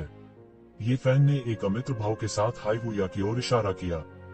वह कोई चतुर व्यक्ति नहीं था। उसके मन में जो कुछ होता वह सब मुंह पर दिखा देता। वह हाईवुया से अत्यधिक नफरत करता था, लेकिन वह अपना डर दिखा सकता था। अगर ये ज़िवेन यहाँ होती तो वह क्या करती? वह नहीं जानता था। शायद वह थोड़ी देर के लिए इसे सहन कर ले, या शायद वह और भी अधिक मजबूती से वापस लड़े। लेकिन उसके अपने तरीके थे और वह किसी को भी अपने सामने अहंकारी नहीं होने देता था। इस समय सभी की निगाहें हाइवुया पर टिक गईं। बहुत से लोग देख सकते थे कि वह समुद्री कबीले का सदस्य था, लेकिन वे समझ नहीं पाए। तार्किक रूप से आयोजक के रूप में सी क्लान का एक सदस्य नियमों को तोड़ने का बीड़ा क्यों उठाएगा? यह पूरी तरह से समझ से बाहर था। दानव कबीले और 100 रेस अलायंस की हैरान कर देने वाली निगाहों का सामना करते हुए सी क्लान के विशेषज्ञ या तो हाइवुया की पहचान नहीं जानते थे, या वे जानते हुए भी कुछ नहीं कर सकते थे। वे केवल मुस्कुरा सकते थे। वे इस छोटे से लड़के को बिल्कुल भी नियंत्रित नहीं कर सके। वह कोई ऐसा व्यक्ति नहीं था जिसे वे ठेस पहुंचा सके। क्या उन्होंने नहीं देखा कि उनके बगल में पुराना नौकर भी राजा रैंक का विशेषज्ञ था? क्या यह फिजूल खर्ची का प्रदर्शन था जो एक सामान्य व्यक्ति कर सकता है? मैं यह साबित कर सकता हूँ, ये वुडी ने मुस्कुराते हुए कहा। उसने बड़ी कृपाण को अपने हाथ में 2 बार लहराया, साथ में हवा की आवाज भी लाए। दानव कबीले के राजा रैंक के कुछ विशेषज्ञ भी ये वुडी को जानते थे, और वे इस बात से थोड़े हैरान थे कि ये वुडी इस मानव जाति के लिए गवाही क्यों देंगे। इस समय आक्रामक रूप से यहाँ आए इन विशेषज्ञों को अचानक थोड़ा अजीब लगा। इस मामले की शुरुआत हाइवुया ने की थी। हालांकि ऐसा लग रहा था कि उनका हाइवुया को दंडित करने का कोई इरादा नहीं था। इसके अलावा उन्हें ऐसा करने की कोई जरूरत नहीं थी। हाइवुया ने ये वुडी पर नजर डाली और कहा, मैं बस उनकी सीमाओं का परीक्षण कर रहा हूँ। मैंने देर से शुरुआत की, इसलिए मैंने अभी तक मानव जाति के विशेषज्ञों को नहीं देखा है। किंग रैंक विशेषज्ञ के लिए आना आसान नहीं था, लेकिन उसके पास बस इतना ही है। वह अभी भी इससे बहुत दूर है। हाइवुया ने ठंडेपन से कहा। ऐसा लग रहा था कि वह अपना बचाव कर रहा है, लेकिन उसे इसकी बिल्कुल भी परवाह नहीं थी। तो क्या हुआ अगर मैंने पहले हमला किया? तुम मेरा क्या कर सकते हो? हाइवुया के शब्द अनजाने में थे, लेकिन उपस्थित विभिन्न जातियों के विशेषज्ञ सभी हैरान थे। मानव जाति के पास वास्तव में फिर से एक राजा रैंक विशेषज्ञ था। विभिन्न जातियों के लिए यह अच्छी खबर नहीं थी। उन्होंने मूल रूप से सोचा था कि मानव जाति का पूरी तरह से पतन हो गया है, लेकिन कौन जानता था कि कुछ ही दशकों में एक और राजा रैंक विशेषज्ञ सामने आया था। मानव जाति की नींव वास्तव में गहरी और अकल्पनीय थी। विशेष रूप से छोटी जातियों के नेता, वे भी इस समय अत्यंत कटु थे। उन्होंने किंग रैंक विशेषज्ञ को विकसित करने के लिए कई वर्षों तक कड़ी मेहनत की थी, और उन्हें पूरी जाति की ताकत का उपयोग करने की भी आवश्यकता थी। फिर भी वे इस बात की गारंटी नहीं दे सकते थे कि हर पीढ़ी में एक राजा रैंक का विशेषज्ञ प्रकट होगा। हालांकि इतने भारी नुकसान के बाद मानव जाति ने थोड़े समय में एक राजा रैंक विशेषज्ञ की खेती की थी। इस तरह की नींव वास्तव में अथाह थी। यहाँ तक अगर मानव जाति भविष्य में अधिपति के रूप में अपनी स्थिति को पुनः प्राप्त नहीं कर पाती, तब भी विभिन्न जातियों के बीच उसका स्थान बना रहेगा। इस समय सबकी निगाहें तुरंत इधर उधर हो गईं। जल्द ही सबकी निगाहें ये फैन पर टिक गईं। वे उपस्थित लोगों की ताकत को देख सकते थे, लेकिन वे सीधे ये फैन की ताकत को नहीं देख सकते थे। यह कहने की आवश्यकता नहीं थी कि राजा रैंक विशेषज्ञ की ताकत किसके पास थी। ये लोग बेहद भावुक भी थे। ये फैन इन सालों में ही दिखाई दी थी। यदि शुरुआती वर्षों में तथाकथित दिग्गजों का पतन नहीं हुआ होता, तो वे अब किस क्षेत्र में होते? मानव जाति में वास्तव में अनगिनत प्रतिभाएं थीं। इसके अलावा वह मुझ पर हमला करना चाहता था। हमें इसके बारे में क्या करना चाहिए? हाइवुया ने तुरंत ये वुडी की दिशा में भाले की ओर इशारा किया, जैसे कि उसने जो किया वह महत्वहीन था और उसे बिल्कुल भी परवाह नहीं थी। वे विशेषज्ञ फिर से ये वुडी की ओर मुड़े। वह इसमें क्यों शामिल था? उन्हें अचानक सिर में दर्द हुआ। यदि यह केवल मानव जाति से संबंधित होता, तो यह कोई बड़ी बात नहीं होती। तो क्या हुआ अगर उन्होंने स्पष्टीकरण नहीं दिया? यहाँ तक अगर मानव जाति के पास एक और राजा रैंक विशेषज्ञ होता, तो यह उनके लिए कोई बड़ी बात नहीं होती। हालांकि ये मामला ये वुडी से भी जुड़ा था, जिससे उन्हें सिर दर्द हो गया था। इन लोगों ने कम उम्र में राजा के पद पर प्रवेश किया था, और उनमें से प्रत्येक प्रतिभाशाली था। वे सभी अहंकारी थे। जब वे छोटे थे, तब भी वे इन लोगों की तरह अहंकारी नहीं थे। इनमें से किसी का भी साथ मिलना आसान नहीं था। अब पहली बात जिस पर हमें चर्चा करने की आवश्यकता है, वह यह है कि दानव जाति को कैसे भगाया जाए। यदि आपको कोई शिकायत है, तो कृपया सम्मेलन के अंत तक प्रतीक्षा करें। इस समय राजा रैंक विशेषज्ञ ने खड़े होकर कहा। यह वास्तव में सिरदर्द था, लेकिन वह उन्हें मजबूर नहीं कर सका। क्या होगा अगर मैं कहूं कि हमें इसे यहाँ निपटाना है? ये वुडी ने शब्द से शब्द कहा। उसकी आंखें चाकू की तरह तेज थीं। माहौल अचानक भारी हो गया। हाइवुया की एक उच्च स्थिति थी और वह शक्तिशाली थी। एक साधारण व्यक्ति उसे कैसे रोक सकता था? हालांकि ये वुडी ने अपनी पहचान उजागर नहीं की, लेकिन यह स्पष्ट था कि वह अकेला नहीं था। वह किसी के साथ छल करने वाला भी नहीं था। यदि वह उनमें से किसी एक की सहायता करता है, तो वह दूसरे को अपमानित करेगा। दो साधारण कनिष्ठ होते तो कब का मारा गया होता। किस प्रकार के कनिष्ठों ने उनके सामने इतना अहंकारी होने का साहस किया जो दिव्य क्षेत्र के शिखर पर थे। हालांकि इन दो लोगों के साथ स्पष्ट रूप से खिलवाड़ नहीं किया जाना चाहिए था। यह आकाशीय क्षेत्र के दो शीर्ष विशेषज्ञों को अपमानित करने जितना आसान नहीं था। ठीक है, फिर ये वुडी, तुम क्या चाहते हो? इस समय आकाशीय क्षेत्र का यह विशेषज्ञ केवल धैर्यपूर्वक पूछ सकता था। मैं एक बहुत ही सरल और सीधा व्यक्ति हूँ। मैं स्पष्ट रूप से दया और घृणा के बीच अंतर करता हूँ। मेरा केवल एक ही निवेदन है और वह यह है कि जो कोई भी मुझे मारने की कोशिश करेगा मैं उसे मार डालूंगा। यह कैसा रहेगा? यह बहुत सरल है ना? ये वुडी ने मुस्कुराते हुए कहा। यह सुनकर सभी बड़े शॉट्स मदद नहीं कर सके लेकिन अवाक रह गए। राक्षसों में भी कई लोग ऐसे थे जिन्होंने चुपके से ये वुडी पर हमला किया था। इस मानक के अनुसार क्या उन्हें शत्रुतापूर्ण लक्ष्यों की सूची में शामिल नहीं किया जाएगा? ये वुडी, ज्यादा दूर मत जाओ। क्या आपको सच में लगता है कि हम आपका कुछ नहीं कर सकते? इस समय कोई अंत में मदद नहीं कर सकता था लेकिन उसे डांटा। भले ही ये वुडी की पृष्ठभूमि मजबूत थी, वह इस तरह आकाशीय क्षेत्र के विशेषज्ञों की उपेक्षा नहीं कर सकता था। आप कोशिश क्यों नहीं करते? ये वुडी ने उस व्यक्ति को उत्तेजक दृष्टि से देखा। मुझे लगता है कि आप वास्तव में जीने से थक गए हैं। इस समय हाइवुया ने आखिरकार फिर से हमला किया। आप भाग्यशाली थे कि आप पहले नहीं मरे। हालांकि आप भविष्य में इतने भाग्यशाली नहीं हो सकते। क्या आप जानते हैं कि मैंने इसको तय करने के लिए कभी आपकी तलाश क्यों नहीं की? ऐसा नहीं है कि मैं तुम्हें नहीं ढूंढ सकता, लेकिन मुझे इतना अच्छा और मुफ्त का पत्थर कहाँ मिलेगा? ये वुडी ने उपहास किया और कहा, यदि आप बार बार मुझ पर हमला नहीं कर रहे होते तो मुझे फिर से दिव्य क्षेत्र में प्रवेश करने में काफी समय लग जाता। इस दृष्टि से मुझे आपको धन्यवाद देना है। हाइवुया इतना गुस्से में थी कि उसके साथ छिद्रों से धुआं निकल रहा था। अगर ये वुडी उस पर गुस्सा होता तो वह बिल्कुल नहीं हिलता। हालांकि ये वुडी को बस ऐसा दिखना था जैसे वह बहुत ईमानदार हो। जब उसने इस बारे में सोचा कि वर्षों से उसकी सारी हरकतें वास्तव में किसी और के लिए शादी की पोशाक कैसे बन गई हैं, तो वह कैसे नाराज नहीं हो सकता है। दिलेर, हाइवुया के पीछे पुराना नौकर दहाड़ा, उसका चेहरा गुस्से से भर गया। दीप, तुम, ये वुडी ने पुराने नौकर को एक अमित्र भाव से देखा। ठीक है, तुम्हारी किसी भी तरह की दुश्मनी हो, मुझे परवाह नहीं है, लेकिन अभी यह तुम्हारे लिए मुसीबत खड़ी करने की जगह नहीं है। इस समय समुद्री जनजाति के एक शासक ने खड़े होकर गरिमापूर्ण तरीके से कहा। वह गहरे समुद्र में एक अत्यंत शक्तिशाली जाति सी रेस के एक बादशाह का स्वामी था। मैं आज तुम्हें चेहरा दूंगा, ये वुडी ने अचानक कहा। उसने अपनी लंबी कृपान को म्यान में रखा और सीधे चौक की ओर चल दिया। उन्होंने राजा मंच के इन उस्तादों को कोई चेहरा नहीं दिया। वह अत्यंत अहंकारी था। कोई नहीं जानता था कि ये वुडी अचानक क्यों रुक गया। जाहिर है ऐसा इसलिए नहीं था क्योंकि वह अपने सामने इन लोगों से डरता था। इस समय हाइवुया के चेहरे पर थोड़ी शर्म और गुस्सा झलक रहा था। फिर वह ओशनिक ट्राइब के किंग स्टेज मास्टर पर चिल्लाया, तुम्हें इतना नासमझ किसने कहा? अगर वह आदमी आता है तो मैं उसे कुचलकर मार डालूंगा। क्या आपको लगता है कि मैं उसके लिए मैच नहीं हूँ? सी रेस के किंग ग्रेड विशेषज्ञ का चेहरा तुरंत हरा और सफेद हो गया। वह अच्छे इरादों से हाइवुया की मदद करने आया था। हालांकि ऐसा लग रहा था कि वह सतह पर समान रूप से दोनों पक्षों को मारने वाला था। हाइवुया ने पहले उसे उकसाया था। इसका अपने आप में मतलब था कि वह हाइवुया के प्रति पक्षपाती था। कौन जानता था कि हाइवुया का ऐसा रवैया होगा? यह सिर्फ चेहरे पर एक थप्पड़ था। हालांकि वह मौके पर शत्रुतापूर्ण नहीं हो सका। जैसे ही ये वुडी और हाइवुया ने एक के बाद एक कार्यक्रम स्थल में प्रवेश किया, भीड़ तेजी से अंदर चली गई। देखने के लिए और कोई शो नहीं था। ये फैन के कार्यक्रम स्थल में प्रवेश करने के बाद उसने पाया कि जो लोग अभी बाहर आए थे वे सभी किंग डिवीजन के विशेषज्ञ नहीं थे। एक नजर में वास्तव में किंग डिवीजन के 100 से अधिक शीर्ष विशेषज्ञ थे।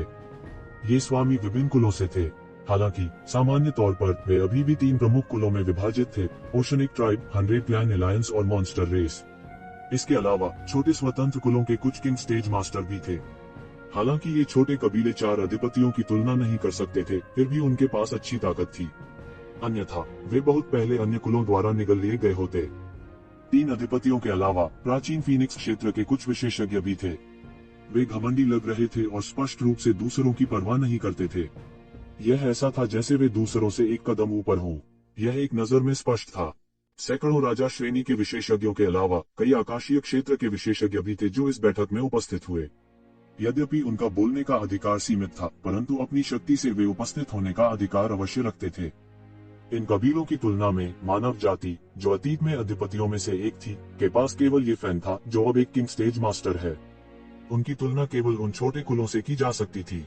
उनके पास अतीत में अधिपतियों की प्रतिष्ठा नहीं थी। इस वक्त यह काफी अटपटा था। मूल रूप से मानव जाति इससे भी अधिक अजीब थी।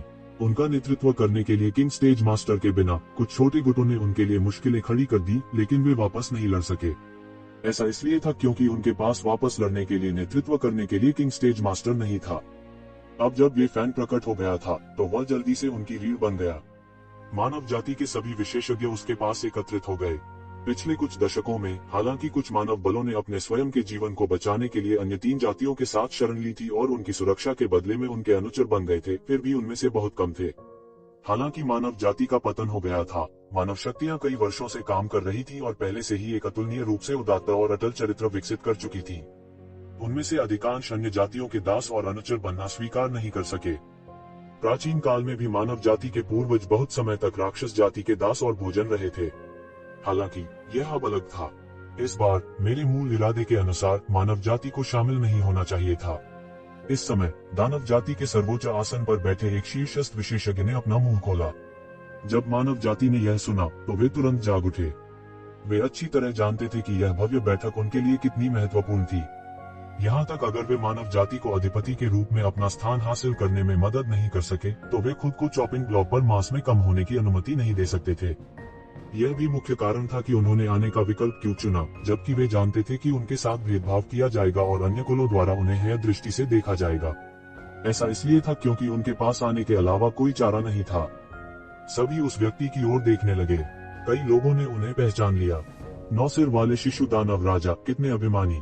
हमें भारी नुकसान हो सकता है, लेकिन 9 सिर वाले शिशु जनजाति हमसे बेहतर नहीं है। वे एक ही रात में मिटा दिए गए। क्या यह एक की तथाकथित प्रतिष्ठा है? शाही परिवार। यह सही है। 9 सिरों वाली भयंकर दानव जनजाति के बारे में इतना अच्छा क्या है? अब उनके पास गिने चुने लोग ही बचे हैं। अधिक से अधिक वे हमारे साथ तुलनीय हैं। वास्तव में वे हमसे कमजोर भी हो सकते हैं। उनकी इतनी अहंकारी होने की हिम्मत कैसे हुई?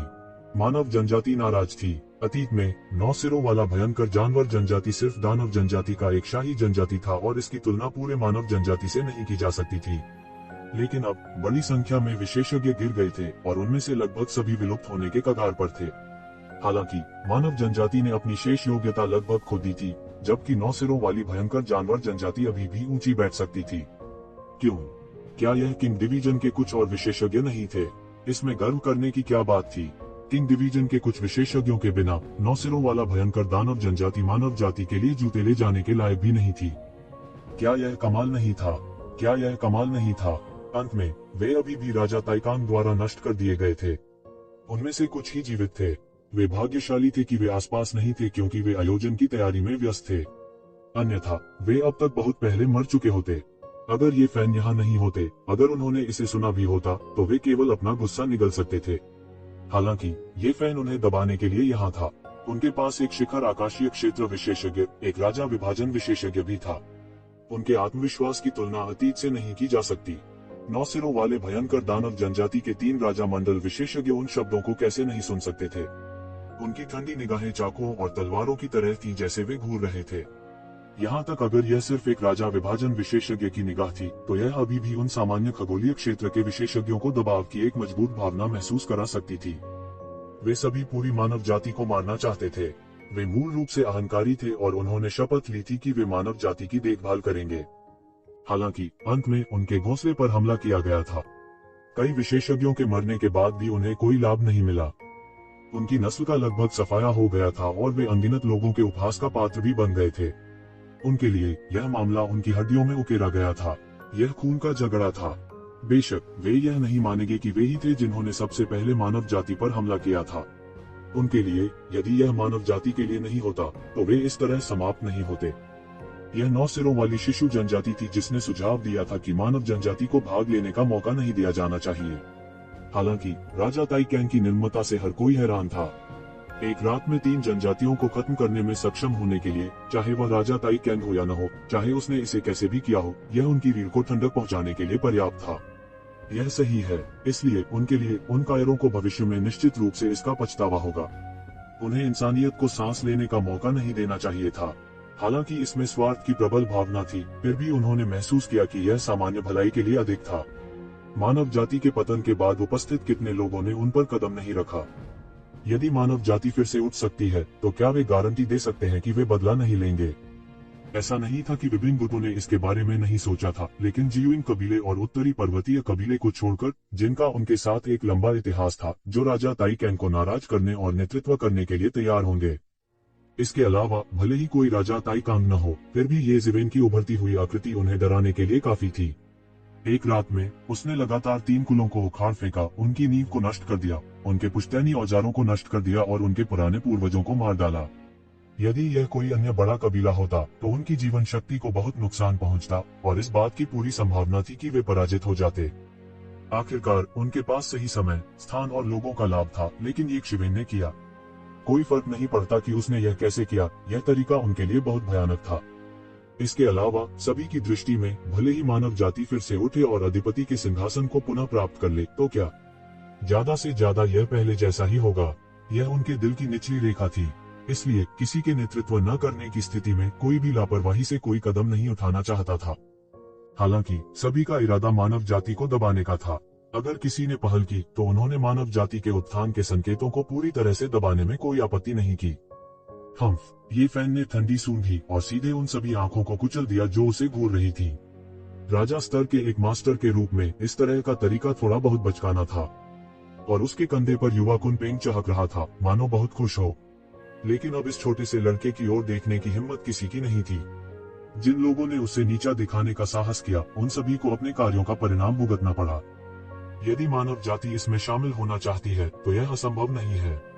यह सिर्फ इतना है कि मानव जाति सुदूर पुरातनता में सबसे उपजाऊ भूमि पर कब्जा कर लेती है, लेकिन उनके पास इसकी बराबरी करने की ताकत नहीं है। मेरी राय में मानव जाति की वर्तमान ताकत के साथ वे अधिक से अधिक क्यूई पर्वत के आसपास के क्षेत्र पर कब्जा कर सकते हैं, और यह पर्याप्त है ना? जियुइंग दानव राजा ने कहा। मानव जाति की अभिव्यक्ति में भारी बदलाव आया। जियुइंग दानव राजा के शब्द बहुत निर्मम थे। हालांकि क्यूई पर्वत क्षेत्र बहुत बड़ा था और मानव जाति के क्षेत्र के सबसे महत्वपूर्ण हिस्सों में से एक था, वास्तव में पूरी मानव जाति के क्षेत्र की तुलना में यह 1% भी नहीं था। यह मानव जाति को पूरी तरह से दबाने के लिए था। मानव जाति की नींव एक विशाल जनसंख्या थी। यदि पर्याप्त भूमि नहीं होती तो वे पर्याप्त लोगों को कैसे पैदा कर सकते थे? पर्याप्त आबादी के बिना इन उच्च स्तरीय प्रतिभाओं का उत्पादन कैसे किया जा सकता है? ये दोनों एक दूसरे के पूरक थे। थोड़े समय में यह कुछ भी नहीं लग सकता है, यह सिर्फ एक भीड़ भाड़ वाली जगह थी, लेकिन एक बार समय बीतने के बाद भविष्य में मानव जाति का सतत विकास कम हो जाएगा। इसके अलावा मानव जाति में बहुत सारी ताकतें थी। माउंट क्यूई जैसी छोटी सी जगह में आधे दिन तक लड़ने से केवल आंतरिक कलह ही पैदा होगी। उस समय बाहर विस्तार करने का समय नहीं होगा। इसका मतलब यह था कि निकट भविष्य में मानव जाति के पास फिर से वापसी करने की शक्ति नहीं होगी। जियुइंग दानव राजा के शब्द बहुत क्रूर थे। भले ही मानव जनजाति के आधे से अधिक क्षेत्र गिर गए हों, यह क्यूई पर्वत में फंसने से बेहतर था। जियुइंग दानव राजा के शब्द तुरंत कई लोगों द्वारा प्रतिध्वनित हुए। यह सही है, मानव जाति में केवल एक कीमती विशेषज्ञ है। वे इतने बड़े क्षेत्र पर कब्जा करने के योग्य कैसे हो सकते हैं? अधिक से अधिक उनके पास केवल एक छोटी जाति की ताकत होती है। एक क्षेत्र का मालिक होने के लिए किस तरह की ताकत होनी चाहिए? राजा स्तर के विशेषज्ञ ने कहा। उन्होंने मानव जाति को एक अमित्र भाव से देखा। यह सी रेस से किंग लेवल का विशेषज्ञ था। उनका क्षेत्र मानव जाति और समुद्री जाति के बीच था। वह साल भर मानव जाति से लड़ता रहा था। दोनों पक्षों ने पहले ही खून का झगड़ा कर लिया था, इसलिए वह इस समय बोलने में बेईमान था। यह सही है, वर्तमान मानव जाति को अपना क्षेत्र छोड़ देना चाहिए। डेविल रेस को इस पर कब्जा करने और इसे डेविल्स लैंड में बदलने देने के बजाय इसे हमें देना बेहतर है। वैसे भी मानव जाति इसकी रक्षा करने में असमर्थ है, यह है नहीं? एक और किंग डिवीजन मास्टर ने कहा। मानव जाति का पतन हो गया था और उसकी अनगिनत विरासतें थी। सबसे बड़ी विरासत स्वाभाविक रूप से अनगिनत संसाधन थे जो कई वर्षों से इंपीरियल कोर्ट में जमा किए गए थे। हालांकि ये डेविल रेस के हाथों में पड़ गए थे, लेकिन शेष विरासत अभी भी बहुत अधिक थी।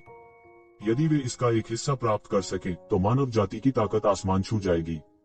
उनमें से क्षेत्र निस्संदेह सबसे महत्वपूर्ण में से एक था।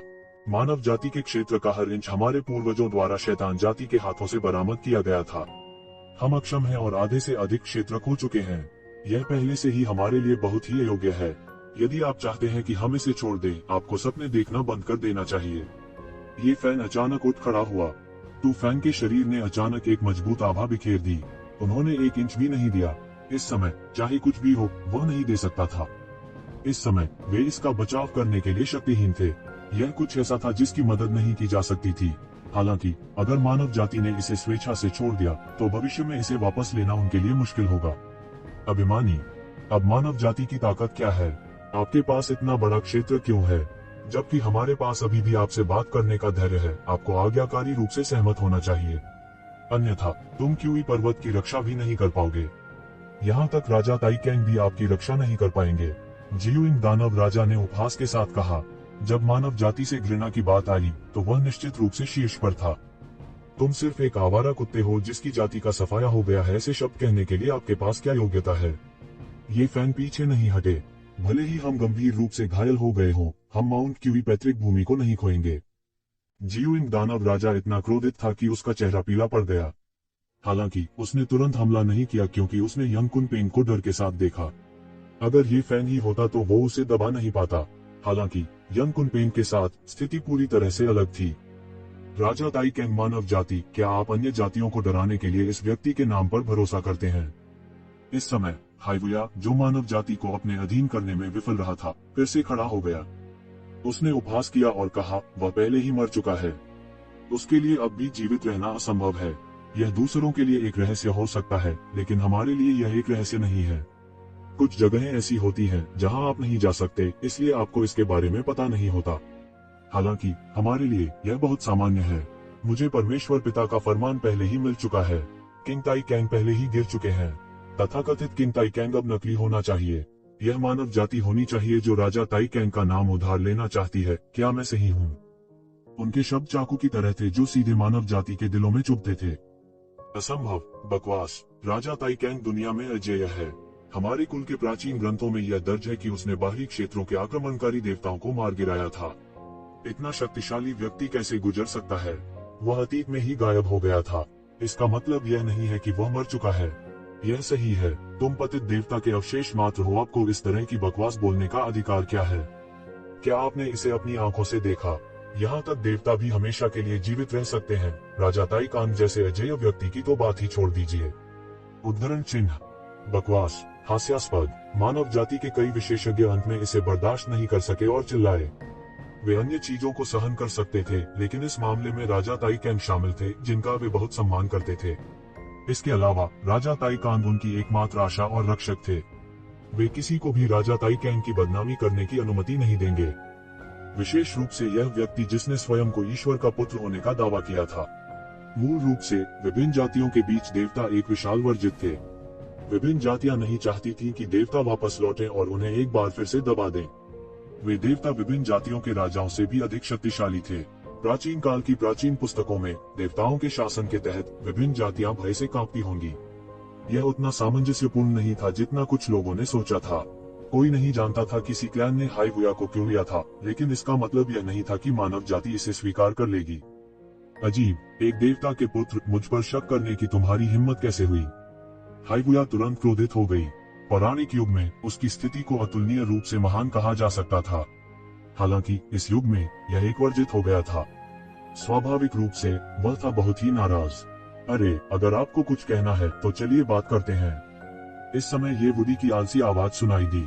हालांकि यह स्पष्ट था कि अगर हाइवुया ने लड़ने का फैसला किया तो वह मानव जाति की मदद करने वाला था।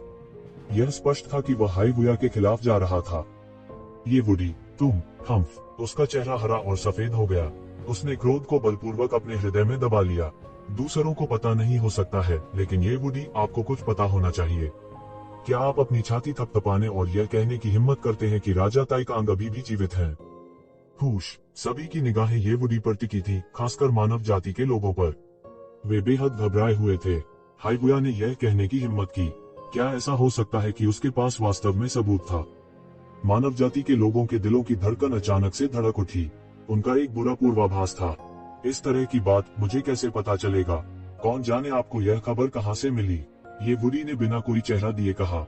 उसने देखा जैसे वह नहीं जानता था और उससे पूछना नहीं चाहता था। मानव जाति के लोग कुछ निराश हुए। वे ये वुडी से पुष्टि प्राप्त करना चाहते थे कि राजा ताइकांग अभी भी जीवित थे। हालांकि उन्होंने भी राहत की सांस ली। हालांकि उन्हें वह नहीं मिला जो वे चाहते थे। यह सबसे बुरी स्थिति नहीं थी। हम इस दुनिया में केवल भगवान ही अमर हो सकते हैं, हाइवुया ने बात बात पर कहा। उन्होंने लोगों के खंडन करने की प्रतीक्षा नहीं की और जारी रखा, मैं केवल एक बात कहूंगा, यदि राजा ताइकांग वास्तव में जीवित है तो वह बाहर क्यों नहीं आता? मुझे लगता है कि ऐसा इसलिए नहीं है क्योंकि कुछ उसे वापस पकड़ रहा है। इसके बजाय यह व्यक्ति मौजूद नहीं है। सब कुछ ये शीवेन की चाल है। मानव जाति के कई विशेषज्ञ खंडन करना चाहते थे, लेकिन वे कुछ नहीं कर सके क्योंकि उन्होंने राजा ताइकांग को कभी नहीं देखा था। इस समय ये फैन स्पष्ट रूप से कुछ जानता था। उसने उस सुंदर और अनुपम युवक के बारे में सोचा। वह चौंक गया, लेकिन वह कुछ नहीं कह सका। यदि आपके पास क्षमता है तो राजा ताइकांग को बाहर आने दें, हाइबुया ने कहा। यह सुनकर बहुत से लोग तुरंत उत्तेजित हो गए, विशेष रूप से मानव जाति के वे विशेषज्ञ जो राजा ताइकांग के अस्तित्व के कारण सांस नहीं ले सकते थे। यदि आप उसे नहीं ढूंढ पा रहे हैं तो आप मनुष्य चालें खेल रहे हैं। हाइबुया के शब्द एक भारी हथौड़े की तरह थे जो मानव जाति के दिलों पर जोर से चोट कर रहे थे।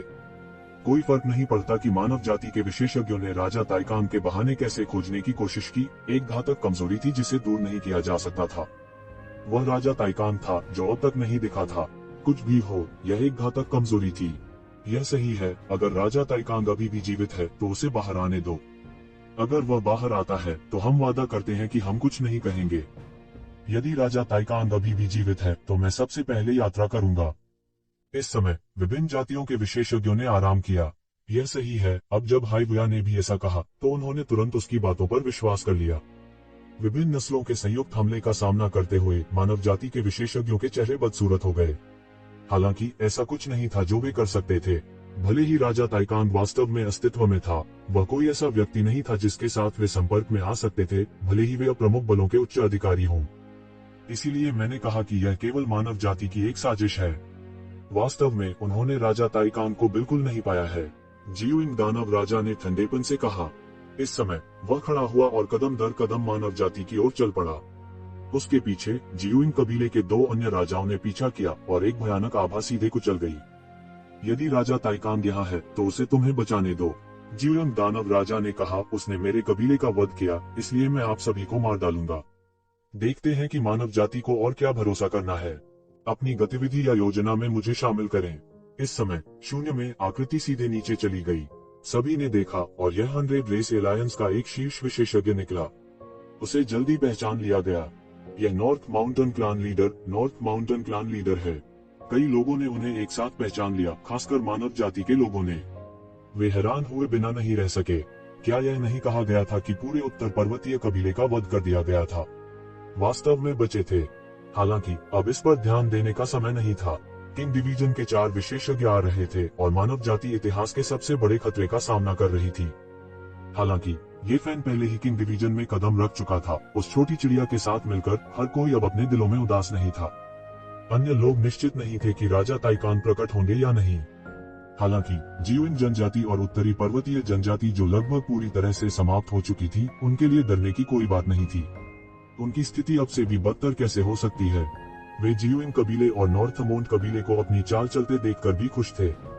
ये फैन अकेले किंग डिवीजन के 4 विशेषज्ञों के हमलों का सामना नहीं कर पाएंगे।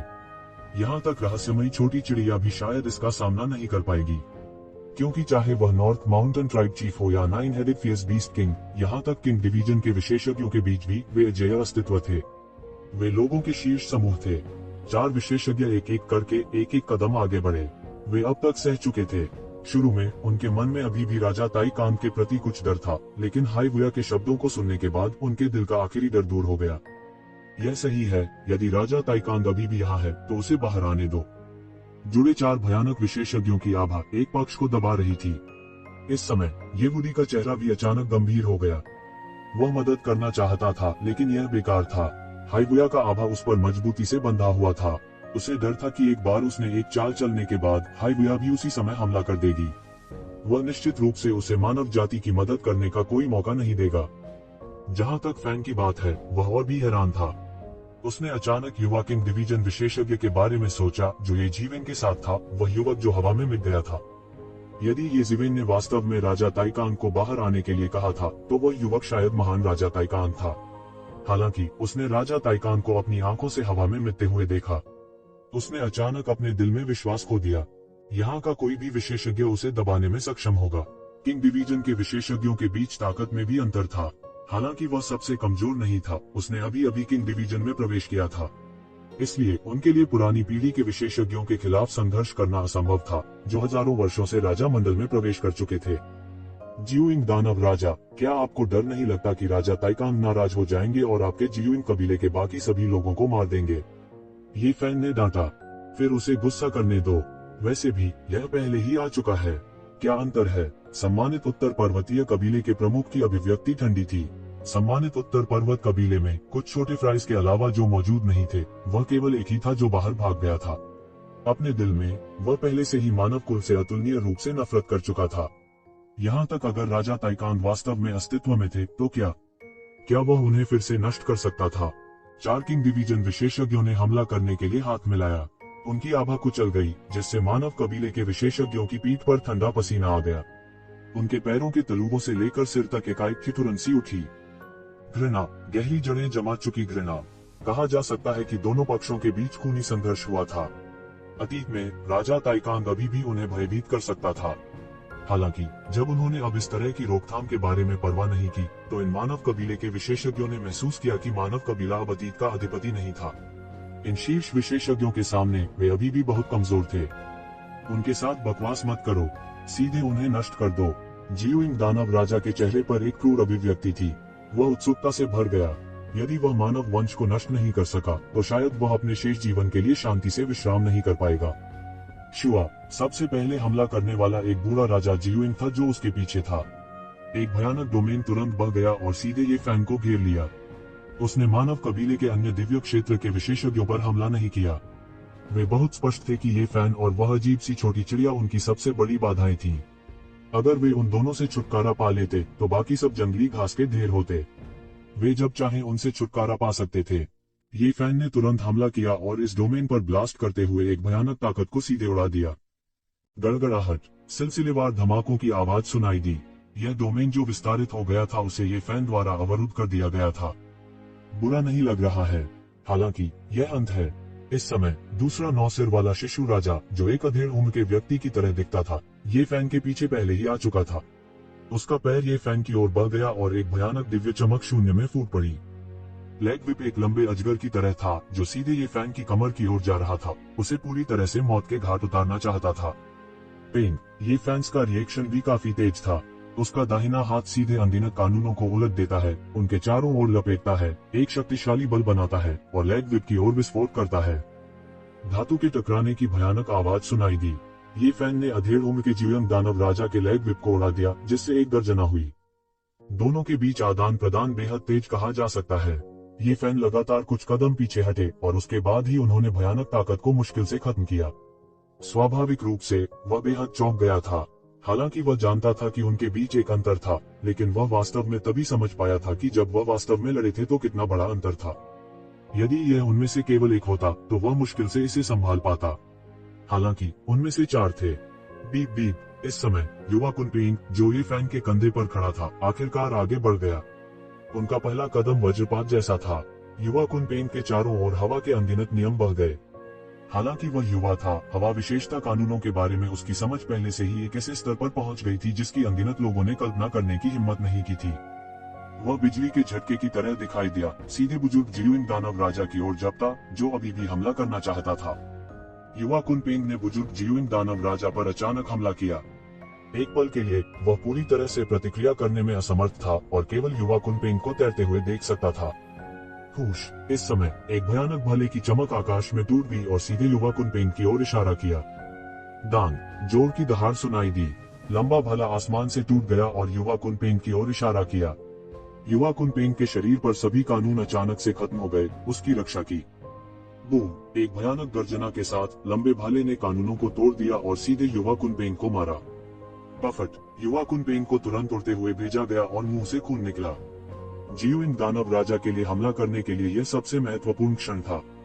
यहाँ तक युवा कुनपेंग, जो अभी अभी कुछ अन्य जियुइंग दानव राजाओं के साथ खेले थे, भाले से सीधे टकरा गए थे। युवा कुनपेंग ने बल को शून्य में फैलाया और अपने शरीर को रोक लिया। वह चिल्लाया और लड़ने की इच्छा से उसकी आंखें जल उठी। इससे पहले उन्हें कभी किसी के हाथों इतना बड़ा नुकसान नहीं हुआ था।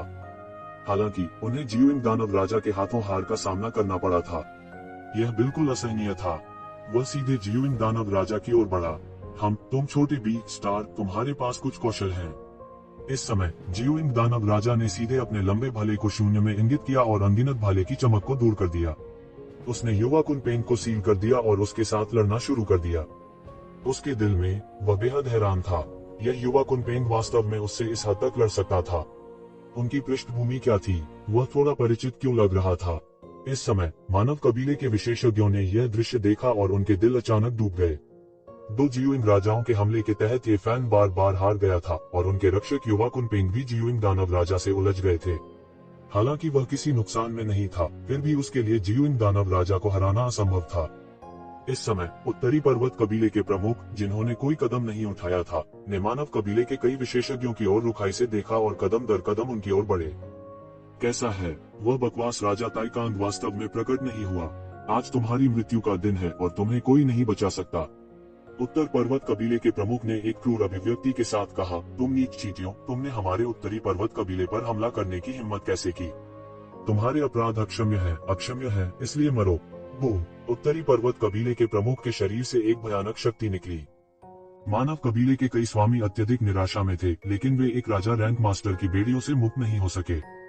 इस समय चाहे ये फैन हो या यंग कुनपेंग, उन्हें बचाने के लिए बहुत देर हो चुकी थी। बूम! तेज गर्जना के साथ एक आश्चर्यजनक तलवार की आभा आकाश से उतरी और उत्तरी पर्वत कबीले के प्रमुख के सामने आ गिरी। सभी ने देखा और सूरज की रोशनी अतुलनीय रूप से पवित्र हो गई। एक हरे रंग की आकृति और करीब चली गई। उसका हरा वस्त्र हवा में लहरा रहा था। यह एक नाजुक और सुंदर दिखने वाला व्यक्ति था। ये ज़िवेन। कई लोगों की आवाज कांप रही थी, जैसे उन्हें विश्वास ही नहीं हो रहा था कि उन्होंने अपने सामने क्या देखा। हालांकि एक शिवेन ने बहुत समय पहले अपना चेहरा दिखाया था, लेकिन वह बहुत जल्दी गायब हो गया था, इसलिए वास्तव में किसी ने भी उसे देखा नहीं था। ये फैन को छोड़कर बहुत से लोगों को ये ज़िवेन से ज्यादा उम्मीद भी नहीं थी, क्योंकि राजा ताइकांग की तरह ये ज़िवेन के बारे में अफवाह थी कि उसके पास किंग रैंक मास्टर की ताकत है, लेकिन वास्तव में कोई भी इसकी पुष्टि नहीं कर सका। वास्तव में किसी ने भी उसे किंग रैंक मास्टर को पराजित करते नहीं देखा था, इसलिए धीरे धीरे भीड़ को अब कोई उम्मीद नहीं रही। इस समय सबकी आंखें नम थीं, मानो बरसों पहले का दृश्य आज भी उनके जहन में ताजा है। ये शिवेन के लिए उनके मन में चाहे कितनी भी नफरत क्यों न हो, इस समय वे बेहद उत्साहित थे। ये ज़िवेन की पतली आकृति सूरज के नीचे एक पहाड़ की तरह भारी थी, जैसे कि वह सब कुछ सह सके। ये ज़िवेन, हाँ, यह वास्तव में वह है। महान मानव कुल के सभी लोग खुशी के आंसू रो पड़े और विभिन्न कुलों के स्वामी अचानक प्रतिष्ठित और भयभीत हो गए। यदि केवल ये ज़िवेन ही थे तो उन्हें ऐसा बनाने के लिए पर्याप्त नहीं था, लेकिन हर कोई जानता था कि ये ज़िवेन और राजा ताइकांग एक साथ दिखाई दिए। अगर ये ज़िवेन यहाँ होती तो इस बात की पूरी संभावना थी कि राजा ताइकांग भी उसका अनुसरण करेंगे और यह वास्तव में बुरा होगा। ये ज़िवेन, जियुइंग दानव राजा और अन्य तीनों ने ये ज़िवेन को दांत पीसते हुए देखा। काश वे उसके टुकड़े टुकड़े कर सकते। ये ज़िवेन के कारण उनका शाही परिवार उजड़ गया था। वे अपने दिलों में नफरत कैसे महसूस नहीं कर सकते थे। कितना अहंकारी है, एक कबीले के कुछ अवशेष वास्तव में यहाँ अहंकारी होने का साहस करते हैं। ये ज़िवेन बोला और जैसे ही उसने अपना मुंह खोला, वह बेहद दबंग था। यह ऐसा था मानो मानव वंश अभी भी इस क्षेत्र का अधिपति था। मानव जाति ने आखिरकार एक सभ्य नस्ल पैदा की है। हाइवुया ने ये ज़िवेन को देखा। उसकी आंखें छलक उठी, लेकिन उसका लहजा अभी भी तिरस्कार से भरा हुआ था। जब ये बुरी ने ये ज़िवेन को देखा तो वह इतना उत्तेजित हो गया कि वह अपने आप पर नियंत्रण नहीं रख सका। आप मनुष्यों ने पहले ही भारी नुकसान उठाया है। क्या आप वास्तव में सोचते हैं कि आप अपने कुछ लोगों के साथ स्वर्ग को चुनौती दे सकते हैं? वह कैसे संभव है? नॉर्थ माउंटेन पैट्रियार्क ने उपहास किया। मैं अकेला ही तुम्हारे अवशेषों से निपटने के लिए काफी हूँ। ये ज़िवेन ने अपने चेहरे पर उदासीनता से कहा। ऐसा लग रहा था जैसे वह कुछ बात कर रहा है, जैसे कि यह निश्चित रूप से मामला था। एक व्यक्ति काफी है। मुझे लगता है कि तुम बहुत अहंकारी हो। नॉर्थ माउंटेन पैट्रियार्क ठंड से चिल्लाया और उसके पूरे शरीर की आभा अचानक भड़क उठी। स्वर्ग और पृथ्वी कांप रहे थे। एक बड़ा हाथ सीधे पकड़ लिया और यह हवा के खिलाफ फैल गया। पूरा बड़ा हाथ, अनगिनत दिव्य किरणें बाहर निकली। एक चौंकाने वाले पिंजरे की तरह ये ज़िवेन को पकड़कर मौत के घाट उतारने की कोशिश कर रही थी। इस बड़े हाथ में अनगिनत नियम उभरे। इस अद्भुत बड़े हाथ के इर्द गिर्द घूमते हुए, गड़गड़ाहट और घूमते हुए, प्रत्येक उंगली एक स्वर्गीय खंभे की तरह कुचल रही थी। हालांकि नॉर्थ माउंटेन कबीले का सफाया हो गया था, लेकिन यह 100 क्लैन एलायंस के शीर्ष 10 शाही कुलों में से एक होने के योग्य था। नॉर्थ माउंटेन पैट्रियार्क की ताकत अथाह और बहुत भयानक थी। सृजन की आभा के साथ एक बड़ा हाथ थप्पड़ मारा। यह बेहद भयानक था। अनगिनत लोग भयभीत थे। केवल एक हाथ कुछ कमजोर राजा रैंक के विशेषज्ञों को गंभीर रूप से घायल करने के लिए पर्याप्त था। यह वाकई भयानक था। यदि वे उसकी जगह होते, यदि वे उसका सामना भी करते, तो शायद उनमें उसका सामना करने का साहस न होता। येज़ेवेन की अभिव्यक्ति अपरिवर्तित रही। उस बड़े हाथ का सामना कर रहा था जो उसे पकड़ रहा था। उसके चेहरे पर कोई डर नहीं था। उसने सीधे अपनी 5 उंगलियों को मुट्ठी में जकड़ लिया। यह तारे में नहीं बल्कि सीधे ब्रह्मांड में बदल गया। टूटे हुए सितारे की मुट्ठी उसके हाथों में पूर्णता तक पहुंच चुकी थी। यह ट्रू मार्शल स्कूल के पूर्वजों की कल्पना से बहुत परे था, जिन्होंने शुरुआत में इस मार्शल तकनीक का निर्माण किया था। उसके मुट्ठी के इरादे में तारे एक ब्रह्मांड में बदल गए थे और शक्ति चरम स्तर पर चढ़ गई थी। पिछले 100 सालों में उन्होंने कुछ नहीं किया। हालांकि वह निर्वाण में था, उसने एक पल के लिए भी मार्शल आर्ट का अभ्यास बंद नहीं किया था। पर्याप्त आध्यात्मिक ऊर्जा और संसाधनों के साथ रहस्यमय स्थान की मदद से पिछले 100 वर्षों में येज़ेवेन का संचय था। यदि यह सैकड़ों वर्षों के इस गहरे संचय और नींव के लिए नहीं होता, तो उसकी ताकत के लिए एक ही बार में सीधे राजा के पद पर पहुंचना असंभव होता। बूम! एक जोरदार गर्जना के साथ ब्रह्मांड और रंग बिरंगी दिव्य किरणों की छटा बिखेरने वाला विशाल हाथ भयंकर रूप से टकराया। रंगीन दिव्य किरणों का बड़ा हाथ अचानक शून्य में फूट पड़ा, दिव्य किरणों में बदल गया जो पूरे आकाश में बिखर गई। अनगिनत दैवीय नियम शून्य में फट गए, सितारों की तरह बिखर गए और आध्यात्मिक ऊर्जा अनगिनत शक्तियों में बदल गई जो सभी दिशाओं में बह गई। तो इतना मजबूत, राजा रैंक के एक मास्टर की आंखों में डरावनी नजर आ रही थी। इस बार लड़ाई जूनियर येज़ेवेन की पूरी जीत के साथ समाप्त हुई। सभी की राय में भले ही येज़ेवेन ने राजा के पद पर प्रवेश किया हो, उसकी ताकत सीमित होनी चाहिए। भले ही वह सबसे कमजोर बैच में न हो, फिर भी उसे शिखर से बहुत दूर होना चाहिए। लेकिन येज़ेवेन ने घोषणा की कि उनकी अतुलनीय रूप से मजबूत युद्ध शक्ति के साथ उनकी सोच कितनी गलत थी। नॉर्थ माउंटेन क्लान चीफ, भले ही वह सबसे मजबूत न हो, नॉर्थ माउंटेन क्लान का क्लान चीफ बन सकता है। एक शाही परिवार, उसकी ताकत को पहले से ही दुनिया के कुछ पावर हाउस में से एक माना जा सकता है। शीर्ष 10 का उल्लेख न करें, लेकिन वह कम से कम शीर्ष 20 या शीर्ष 30 में भी था। येज़ेवेन की अभिव्यक्ति उदासीन थी, लेकिन उसका लहजा शीतलता और निर्ममता से भरा था। यहाँ तक कि राजा रैंक के स्वामी भी हैरान थे। उन सामान्य स्वर्गीय क्षेत्र के स्वामी का तो कहना ही क्या। उन्होंने लापरवाही से संपर्क करने की हिम्मत भी नहीं की और बार बार पीछे हट गए। मैंने कहा कि अगर मैं तुम्हें मारना चाहता हूँ तो मैं अकेला ही काफी हूँ। उस रात तुम वहाँ नहीं थे, इसलिए मैंने तुम्हें भागने दिया। लेकिन आज चलो यहीं रुकते हैं। जियोइंग कबीले और उत्तरी पर्वतीय कबीले का सफाया हो जाएगा। येज़ेवेन की अभिव्यक्ति उदासीन थी, लेकिन उनका लहजा शीतलता और निर्ममता से भरा था।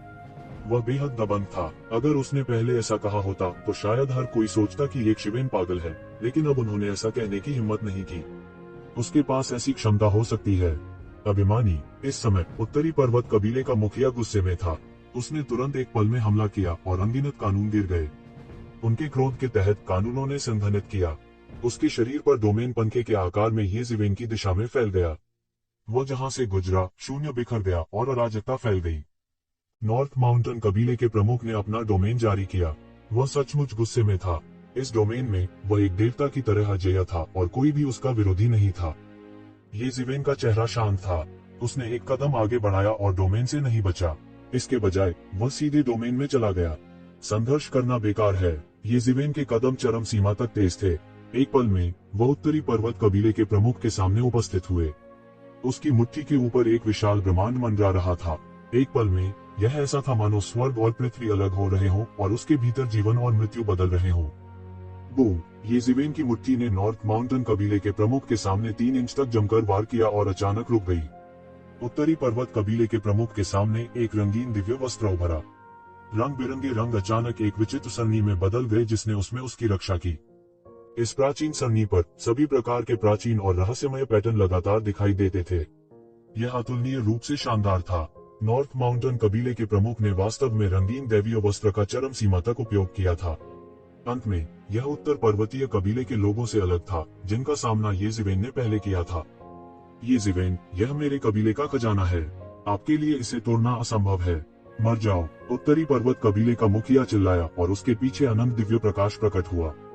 यह एक उफनती लंबी नदी की तरह था जो शून्य में उबल रही थी। ऐसी परिस्थितियों में उन्होंने तुरंत हमला किया और पल भर में वापस लड़े। यह बेहद भयानक था। उत्तरी पर्वत कबीले का प्रमुख उनके नाम के योग्य था। जैसे ही उसने हमला किया, आकाश से एक मिल्की वे उतरी और येज़ेवेन के सिर पर बुरी तरह से गिरी। गड़गड़ाहट! शून्य से एक भयानक मशरूम बादल उठा। इसने पदार्थ को मिटा दिया और शून्य को चकनाचूर कर दिया। इस दृश्य को देखकर सभी सहम गए। यह बहुत भयानक था। यह वास्तव में राजा मंडल के अत्याचारी स्वामी का साधन था। भले ही यह उत्तरी पर्वतीय कबीला था जिसे नष्ट कर दिया गया था, इस लड़ाई में उसने जो प्रतिष्ठा प्रदर्शित की, उसके बाद कोई भी उसे कम आंकने की हिम्मत नहीं करेगा। मानव जाति के लोग घटनास्थल को देखकर डर गए। येज़िवेन उनकी आखिरी उम्मीद थी।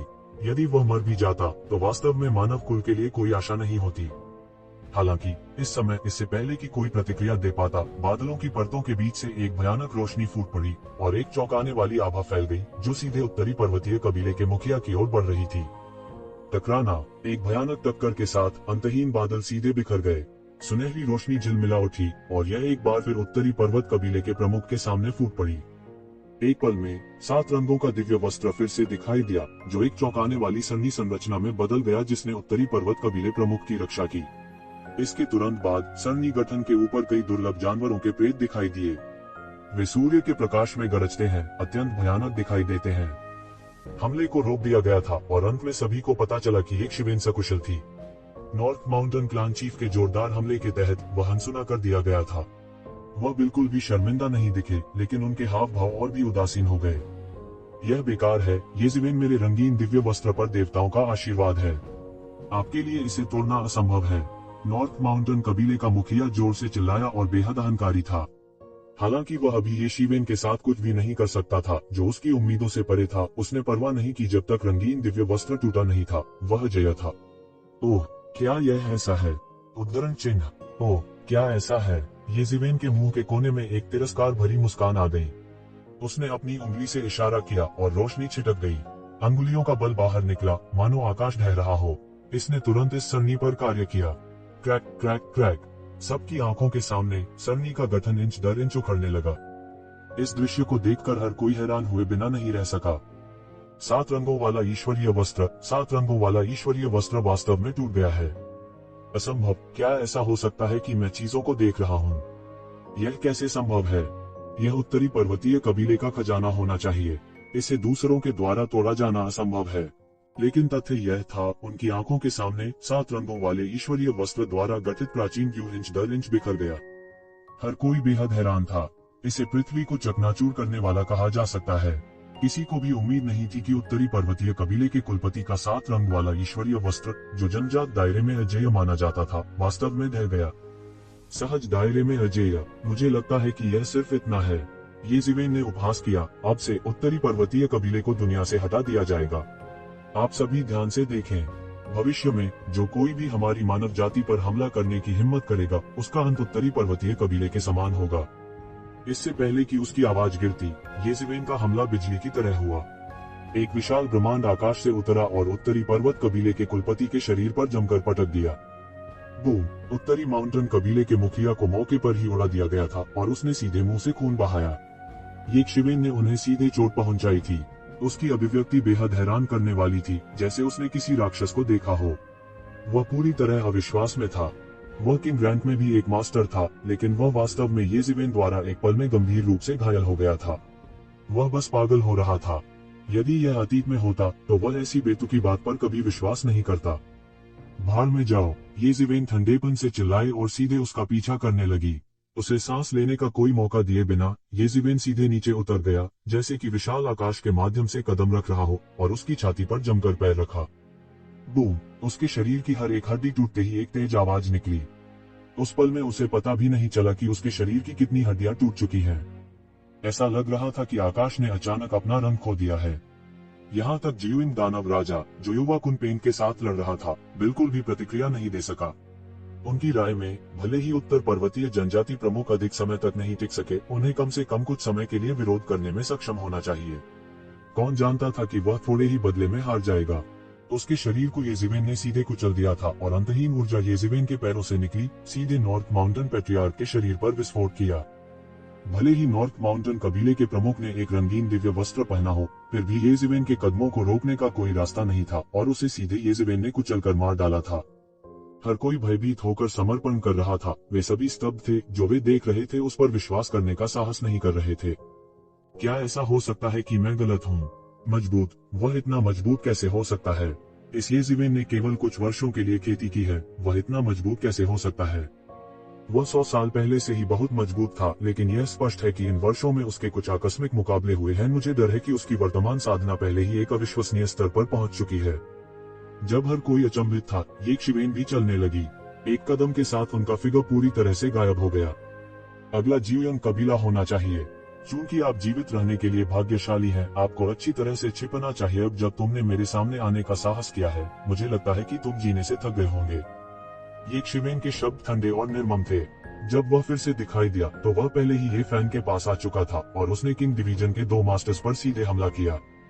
रुकना। इस समय जियोंग दानव राजा अचानक चिंतित हो गया, लेकिन वह कुछ भी नहीं कर सका। वह युवा कुनपेंग से उलझ गया था। हालांकि यह युवा कुनपेंग छोटा था, केवल 2 मुट्ठी के आकार का, लेकिन ताकत के मामले में यह बहुत भयानक था। इसकी गति अत्यधिक तेज थी और हवा और पानी के गुण कानूनों को सहज कहा जा सकता है सीधे उसे असामान्य रूप से उदास होने की स्थिति में मार रहा है। इस समय वह कैसे नहीं जान सकता था कि उसके सामने यह छोटी सी बात क्या थी। यह दिग्गज युवा कुनपेंग होना चाहिए जिसे ये जिवेन ने छीन लिया था, लेकिन उन्होंने कभी नहीं सोचा था कि युवा कुनपेंग इतनी आश्चर्यजनक गति से बढ़ेंगे। किसी को पता होना चाहिए कि कुनपेंग वास्तव में बहुत ही अद्भुत था, अद्भुत प्रतिभा और महान रक्तरेखा के साथ देवताओं के बच्चों से कम नहीं। लेकिन समस्या यह थी कि इस वजह से इसे सामान्य लोगों की तुलना में बढ़ने में ज्यादा समय लगेगा, क्योंकि कुनपेंग का जीवन काल भी बहुत लंबा था। यह लगभग पूरक था। परमेश्वर निष्पक्ष था और किसी भी जाति को स्वर्ग को चुनौती देने वाली क्षमता नहीं देगा। मानव जाति का जीवन काल वास्तव में बहुत छोटा था और वे अपने छोटे जीवन काल के लिए प्रसिद्ध थे, लेकिन साथ ही मानव जाति की प्रगति की गति अन्य जातियों की तुलना में कहीं अधिक तेज थी। यह कहा जा सकता है कि प्रत्येक जाति के अपने फायदे थे, लेकिन इस युवा कुनपेंग का विकास जितना वह जानता था उससे कहीं अधिक तेज था। इसके बाद उन्होंने व्यक्तिगत रूप से कुनपेंग पर घात लगाकर हमला किया और कुनपेंग को मजबूत करने के लिए लोगों की व्यवस्था की, ताकि कुनपेंग के जन्म के बारे में उन्हें कमोबेश पता चल सके। इस बात को अभी 200 साल भी नहीं हुए थे, लेकिन यह पहले ही इस अवस्था तक बढ़ चुका था। यह किस तरह की चमत्कारी मुठभेड़ थी। ये जिवेन की अत्याचारी ताकत के साथ वह और भी भ्रमित था। ये जिवेन का किस तरह का चमत्कारी सामना हुआ था, लेकिन ये शिवेन उसकी बात कैसे सुन सकती थी। वह रुक गया और सीधे जियोंग दानव राजा के बुजुर्ग राजा को कुचलने के लिए एक ब्रह्मांड का उपयोग किया। जियोंग दानव राजा के बुजुर्ग राजा ने भी इस समय देरी करने की हिम्मत नहीं की। उसने सीधे अपने लंबे भाले का इस्तेमाल एक विशाल अजगर की तरह किया, उसका खूनी मुंह खोला और ये शिवेन को निगल लिया। बूम! एक जोरदार धमाके के साथ लंबा भाला और ब्रह्मांड हिंसक रूप से टकरा गए। यह ऐसा था मानो पूरी दुनिया ढह गई हो और एक पल में सभी ने अपनी सुनवाई, दृष्टि और दृष्टि खो दी। Crack crack! इसके तुरंत बाद एक कर्कश आवाज हुई जिससे सभी के दांत दर्द करने लगे। सबकी आंखों के सामने लंबा भाला इंच दर इंच टूटता जा रहा था। ये जिवेन की मुट्ठी के भयानक दबाव में वह इंच दर इंच टूट रही थी। ये जिवेन को घायल करने की तो बात ही छोड़िए, यह उसके करीब भी नहीं जा सका। और इसी समय ये शिवेन ने एक और मुक्का मारा। सभी को जो बात अजीब लगी वह यह थी कि हालांकि गति बहुत तेज थी, फिर भी वे इसे स्पष्ट रूप से देख सकते थे। उन्होंने देखा कि ये जिवेन का मुक्का सीधे जियोंग दानव राजा के राजा की छाती पर लगा। हर कोई जियोंग दानव राजा के राजा की छाती में ये जिवेन के विस्फोट के दृश्य को भी स्पष्ट रूप से देख सकता था। उन्होंने देखा कि उसका मुक्का जियोंग दानव राजा के राजा की छाती में घुस गया, लेकिन वे बिल्कुल भी प्रतिक्रिया नहीं कर सके। बूम! सिर्फ एक मुक्के से राजा स्तर के विशेषज्ञ की सीधे मौके पर ही मौत हो गई। ये शिवेन के इस तरीके से हर कोई डर से कांपने लगा। इस समय सबके हृदय अतुलनीय भय से भर गए। राजा ताइकान की बात का उल्लेख नहीं करना, भले ही ऐसा न हो, इससे कोई फर्क नहीं पड़ता। ये शिवेन के साथ शायद कोई भी उसके साथ परेशानी खोजने की हिम्मत नहीं करेगा। इस समय यहाँ तक हाइवुया, जो अतुलनीय रूप से अहंकारी थी और सोचती थी कि उसे ये शिवेन को गंभीरता से लेने की आवश्यकता नहीं है, इस समय गंभीर होने के अलावा और कुछ नहीं कर सकती थी। इस समय ऐसा लग रहा था कि वह यह देख पा रहा था कि ये शिवेन उसकी कल्पना से कहीं अधिक भयानक था। ऐसा लगता था कि आकाश भी ये शिवेन के मुक्के से घुस गया था।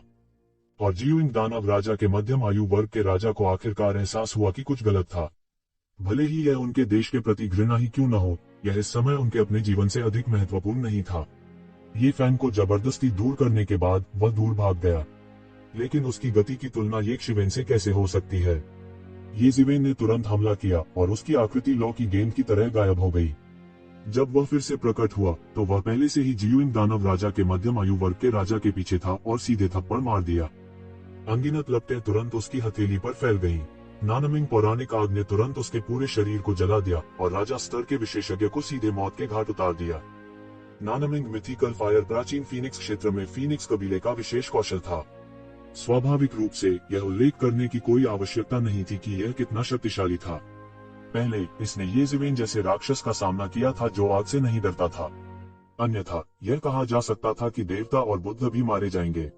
अगर यह कहा जाता था कि येज़ेवेन 100 साल पहले मुश्किल से नानमिंग पौराणिक आग का उपयोग कर सकते थे, तो वर्तमान येज़ेवेन नानमिंग पौराणिक आग का आसानी से उपयोग कर सकते थे। निर्वाण के सैकड़ों वर्षों के बाद उन्होंने पहले से ही फीनिक्स पुनर्जनन तकनीक का अतुलनीय रूप से गहन स्तर तक अभ्यास किया था। उसके शरीर का एक हिस्सा भी फीनिक्स कबीले के एक हिस्से में तब्दील हो गया था।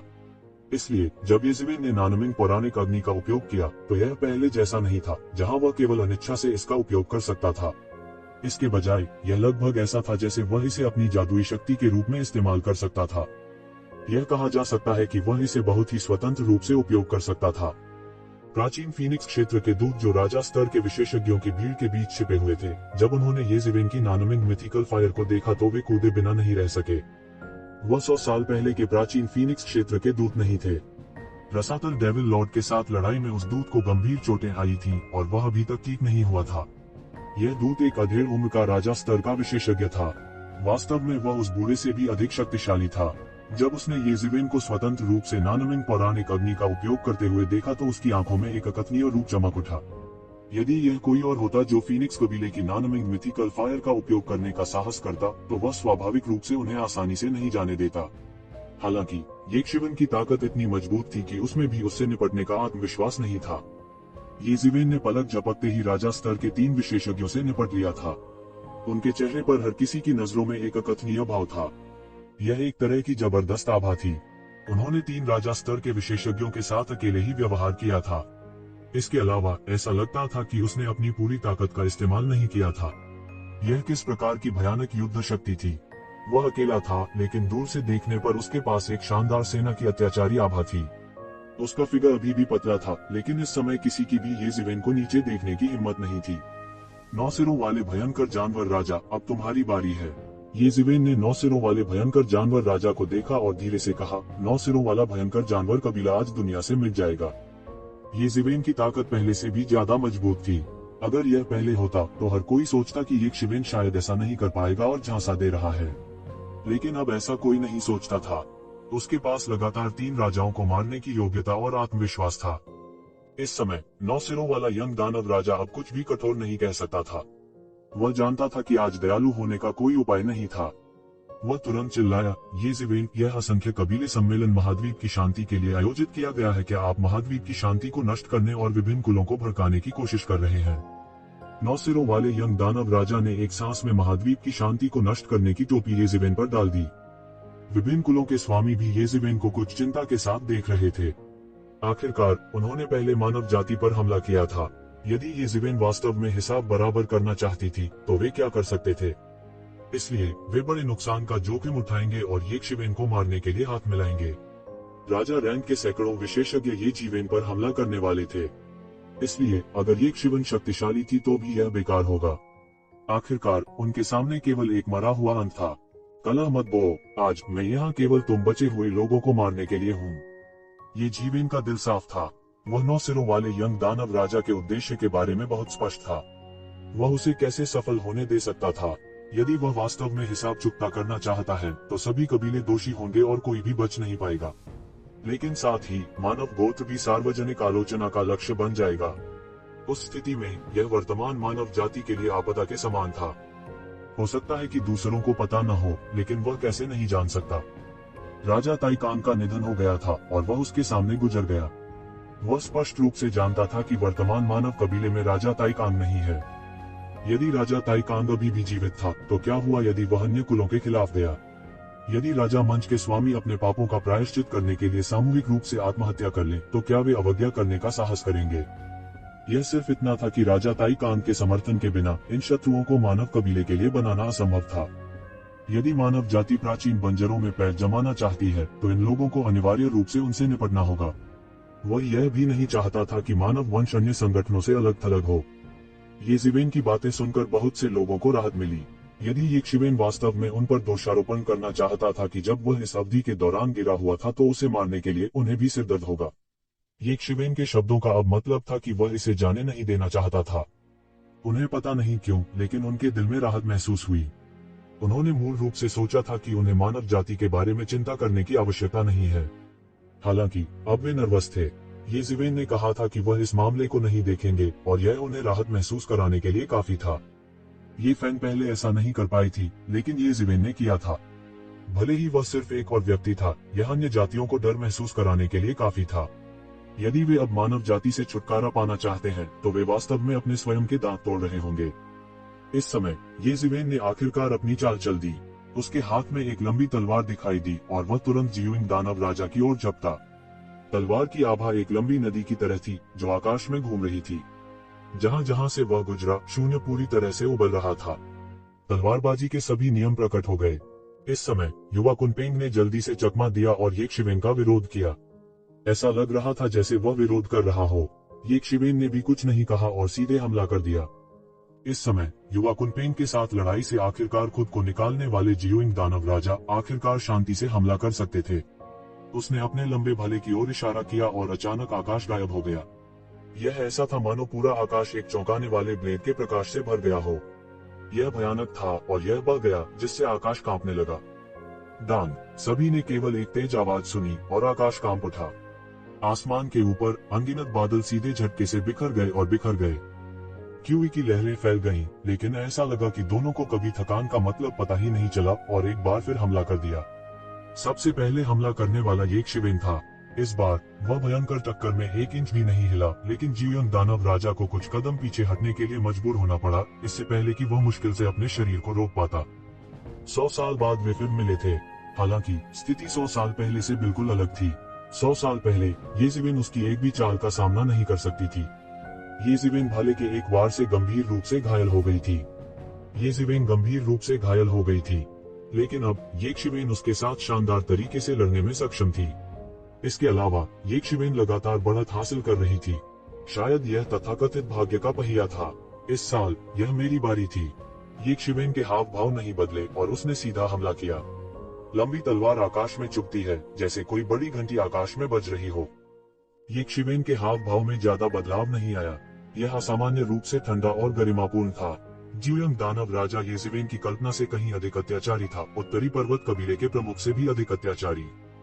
यह कुछ ऐसा था जिसे वह 100 साल पहले नहीं पहचान सका था। 100 साल पहले किंग डिवीजन के उन मास्टर्स ने उसका पीछा किया और उनमें से कोई भी उसे मार सकता था। उनके लिए इन लोगों की ताकत का कोई सीधा मतलब नहीं था। लेकिन अब सब कुछ अलग था। उसने किंग डिवीजन में भी प्रवेश किया था और सब कुछ अलग था। ये जिवेन की लंबी तलवार आकाश में घुस गई और तलवार की रोशनी ने शून्य को भर दिया। जियुइंग दानव राजा को तुरंत घेर लिया और इसी समय जियुइंग दानव राजा ने अचानक अपनी आंखें खोली और प्रकाश की 2 किरणें फूट पड़ी। उसके हाथ में लंबे भाले पर एक राक्षस की बेहोश दहाड़ थी और यह रहस्यमय कानून तावीज के एक टुकड़े में बदल गया जो सीधे प्रकट हो रहा था। इसके तुरंत बाद उसने अपनी बड़ी आस्तीन फैलाई और उड़ गया। लंबा भाला हवा में छेद कर गया और एक शिवेन की लंबी तलवार से जा टकराया। बूम! एक भयानक टक्कर की आवाज पृथ्वी को चकनाचूर कर देने वाली थी, मानो दुनिया बिखरने वाली थी। लेकिन दोनों पक्षों के आक्रमण बंद नहीं हुए और वे एक दूसरे पर हमला करते रहे। इतना मजबूत जैसा कि जियुइंग दानव राजा से उम्मीद की जाती है। हालांकि ये जिवेन बहुत अत्याचारी है। जियुइंग दानव राजा जरा सा भी नीच नहीं है और वास्तव में वह बिल्कुल भी नुकसान में नहीं है। किसी ने कहा, दोनों के बीच लड़ाई की भयावहता उनकी कल्पना से कहीं परे थी। यहाँ तक कि राजा विभाग के विशेषज्ञ भी उन दोनों को भूल रहे थे। उनके जैसे राजा मंडल के जानकारों के लिए इस स्तर की लड़ाई काफी फायदेमंद होती थी। तुम सही हो, तुम सही हो, तुम सही हो, तुम सही हो, तुम सही हो। डांग, डांग, डांग। शून्य में उन दोनों को नहीं पता था कि वे हजारों बार लड़े थे या दसियों बार। दोनों के बीच जिस गति से लड़ाई हुई वह इतनी तेज थी कि देखने वाले देखते ही रह गए। वे साफ साफ नहीं देख पा रहे थे कि क्या हो रहा है। उनमें से दो देवताओं की तरह थे जो शून्य में लगातार टकरा रहे थे। शक्तिशाली प्रकाश फूटता रहा, दूसरे पक्ष को पूरी तरह से अभिभूत करना चाहता था। स्वाभाविक रूप से सभी चौंक गए। यहाँ तक मौजूद किंग डिवीजन के आकाओं के बीच जियुइंग दानव राजा की अत्याचारी ताकत को शीर्ष पर रखा गया था और यह सभी दिशाओं में चौंकाने वाला था। अन्यथा जब जियुइंग दानव जाति को इतना भारी नुकसान हुआ था, तो जियुइंग दानव राजा कैसे ऊपर रैंक पाने के योग्य हो सकता है और हर किसी की प्रशंसा कर सकता है। लेकिन इस समय वह एक प्रतिद्वंद्वी से मिला और यह प्रतिद्वंद्वी येज़ेवेन था, जिसे उन्होंने 100 साल से अधिक समय पहले गंभीरता से नहीं लिया था। विशेष रूप से 100 साल से भी पहले उपस्थित कुछ मास्टर्स ने भी येज़ेवेन का पीछा किया था, लेकिन उन्हें उम्मीद नहीं थी कि 100 साल पहले जिस चींटी को उन्होंने गंभीरता से नहीं लिया था, वह वास्तव में 100 साल बाद उनके साथ बराबरी पर होगी। नहीं, उनमें से अधिकांश के ऊपर भी। आप बहुत मजबूत हैं, लेकिन दुर्भाग्य से आपकी साधना अभी भी उथली है। यदि आपको कुछ 100 वर्षों के लिए साधना करने की अनुमति दी जाती है, तो शायद मैं आपका विरोधी नहीं होऊंगा। जियुइंग दानव राजा ने ठंडेपन से कहा और सीधे आगे बढ़ गया। जैसा कि उन्होंने कहा, उनके हाथ में लंबा भाला एक पल के लिए भी नहीं रुका और सीधे शून्य में छेद कर दिया। जियुइंग का एक विशाल प्रेत सीधे आकाश को इस भयंकर जानवर के सामने आत्मसमर्पण कर दिया। उसने ये शिवेन का मुकाबला करने के लिए अपने पूर्वजों की शक्ति उधार ली थी। कुछ 100 साल की कोई जरूरत नहीं है, मैं अब तुम्हें मार सकता हूँ। ये जीवेन की आवाज बहुत शांत थी, जरा भी उतार चढ़ाव के बिना, जैसे वह कुछ कह रहा था जिसकी पुष्टि पहले ही हो चुकी थी। एक पल में उसके हाथ की लंबी तलवार टूट गई और एक पल में तलवार चलाने का नियम पूरी तरह से प्रकट हो गया, अतुलनीय रूप से भयानक। धधकती हुई तलवार सीधे जियुइंग दानव राजा को ढक लेती है, जैसे कोई पहाड़ नीचे दबा हो, और प्रत्येक तलवार पिछले वाले से अधिक मजबूत थी। डांग डांग डांग, येज़ेवेन की तलवार के हर प्रहार को जियुइंग दानव राजा ने रोक दिया था, लेकिन फिर भी जियुइंग दानव राजा महसूस कर सकता था कि येज़ेवेन की तलवार भारी और भारी होती जा रही थी। ऐसा लगता था कि हर बार पहले से थोड़ा भारी था। भले ही यह थोड़ा भारी था, फिर भी यह उसके लिए बहुत डरावनी बात थी। वह आखिरी तिनका था जिसने ऊंट की कमर तोड़ दी। इसे समाप्त करने का समय आ गया है, मैंने अभी तक कुछ नहीं किया है। येज़ेवेन की ठंडी आवाज सुनाई दी। क्या यह कैसे संभव है? जियुइंग दानव राजा हैरान रह गया। अगर येज़ेवेन ने अभी तक कुछ नहीं किया होता, तो उसकी पिछली सारी योजनाएं एक मजाक थी। मैं बस पहले आपका परीक्षण कर रहा था। दुर्भाग्य से 100 साल पहले की तुलना में ऐसा लगता है कि आप में बहुत सुधार नहीं हुआ है, लेकिन 100 साल पहले की तुलना में मैं पृथ्वी टूटने वाले परिवर्तनों से गुजरा हूँ। मैं आपको दिखाऊंगा कि पिछले 100 वर्षों में मैं कितना बदल गया हूँ। येज़ेवेन थोड़ा भयतनी और जोर से चिल्लाने के साथ तलवार की रोशनी एक अतुलनीय दिव्य प्रकाश की तरह थी, आकाश को भेद रही थी, मानो ब्रह्मांड को भेद रही हो। सीधे जियुइंग दानव राजा के शरीर को नष्ट करना। पेंग, 9 सिरों वाले भयंकर राक्षस राजा के पास विस्फोट करने से पहले प्रतिक्रिया करने का समय भी नहीं था। तलवार की रोशनी ने उसके शरीर पर एक बड़ा घाव कर दिया। यदि यह उन रक्षात्मक दिव्य खजानों की सहायता के लिए नहीं होता, तो वह तलवार की रोशनी से मारा गया होता। लेकिन फिर भी वह अभी भी गंभीर रूप से घायल था। जियुइंग दानव राजा लगातार पीछे हटता गया और उसका शरीर शून्य में टूटी डोर वाली पतंग की तरह था, जो लगातार पीछे की ओर डगमगा रहा था। लेकिन येज़ेवेन का उसे जाने देने का कोई इरादा नहीं था और उसने एक कदम आगे बढ़ाया और एक तलवार की रोशनी ने शून्य को चीर दिया। पफट, खून का फूल खिल गया।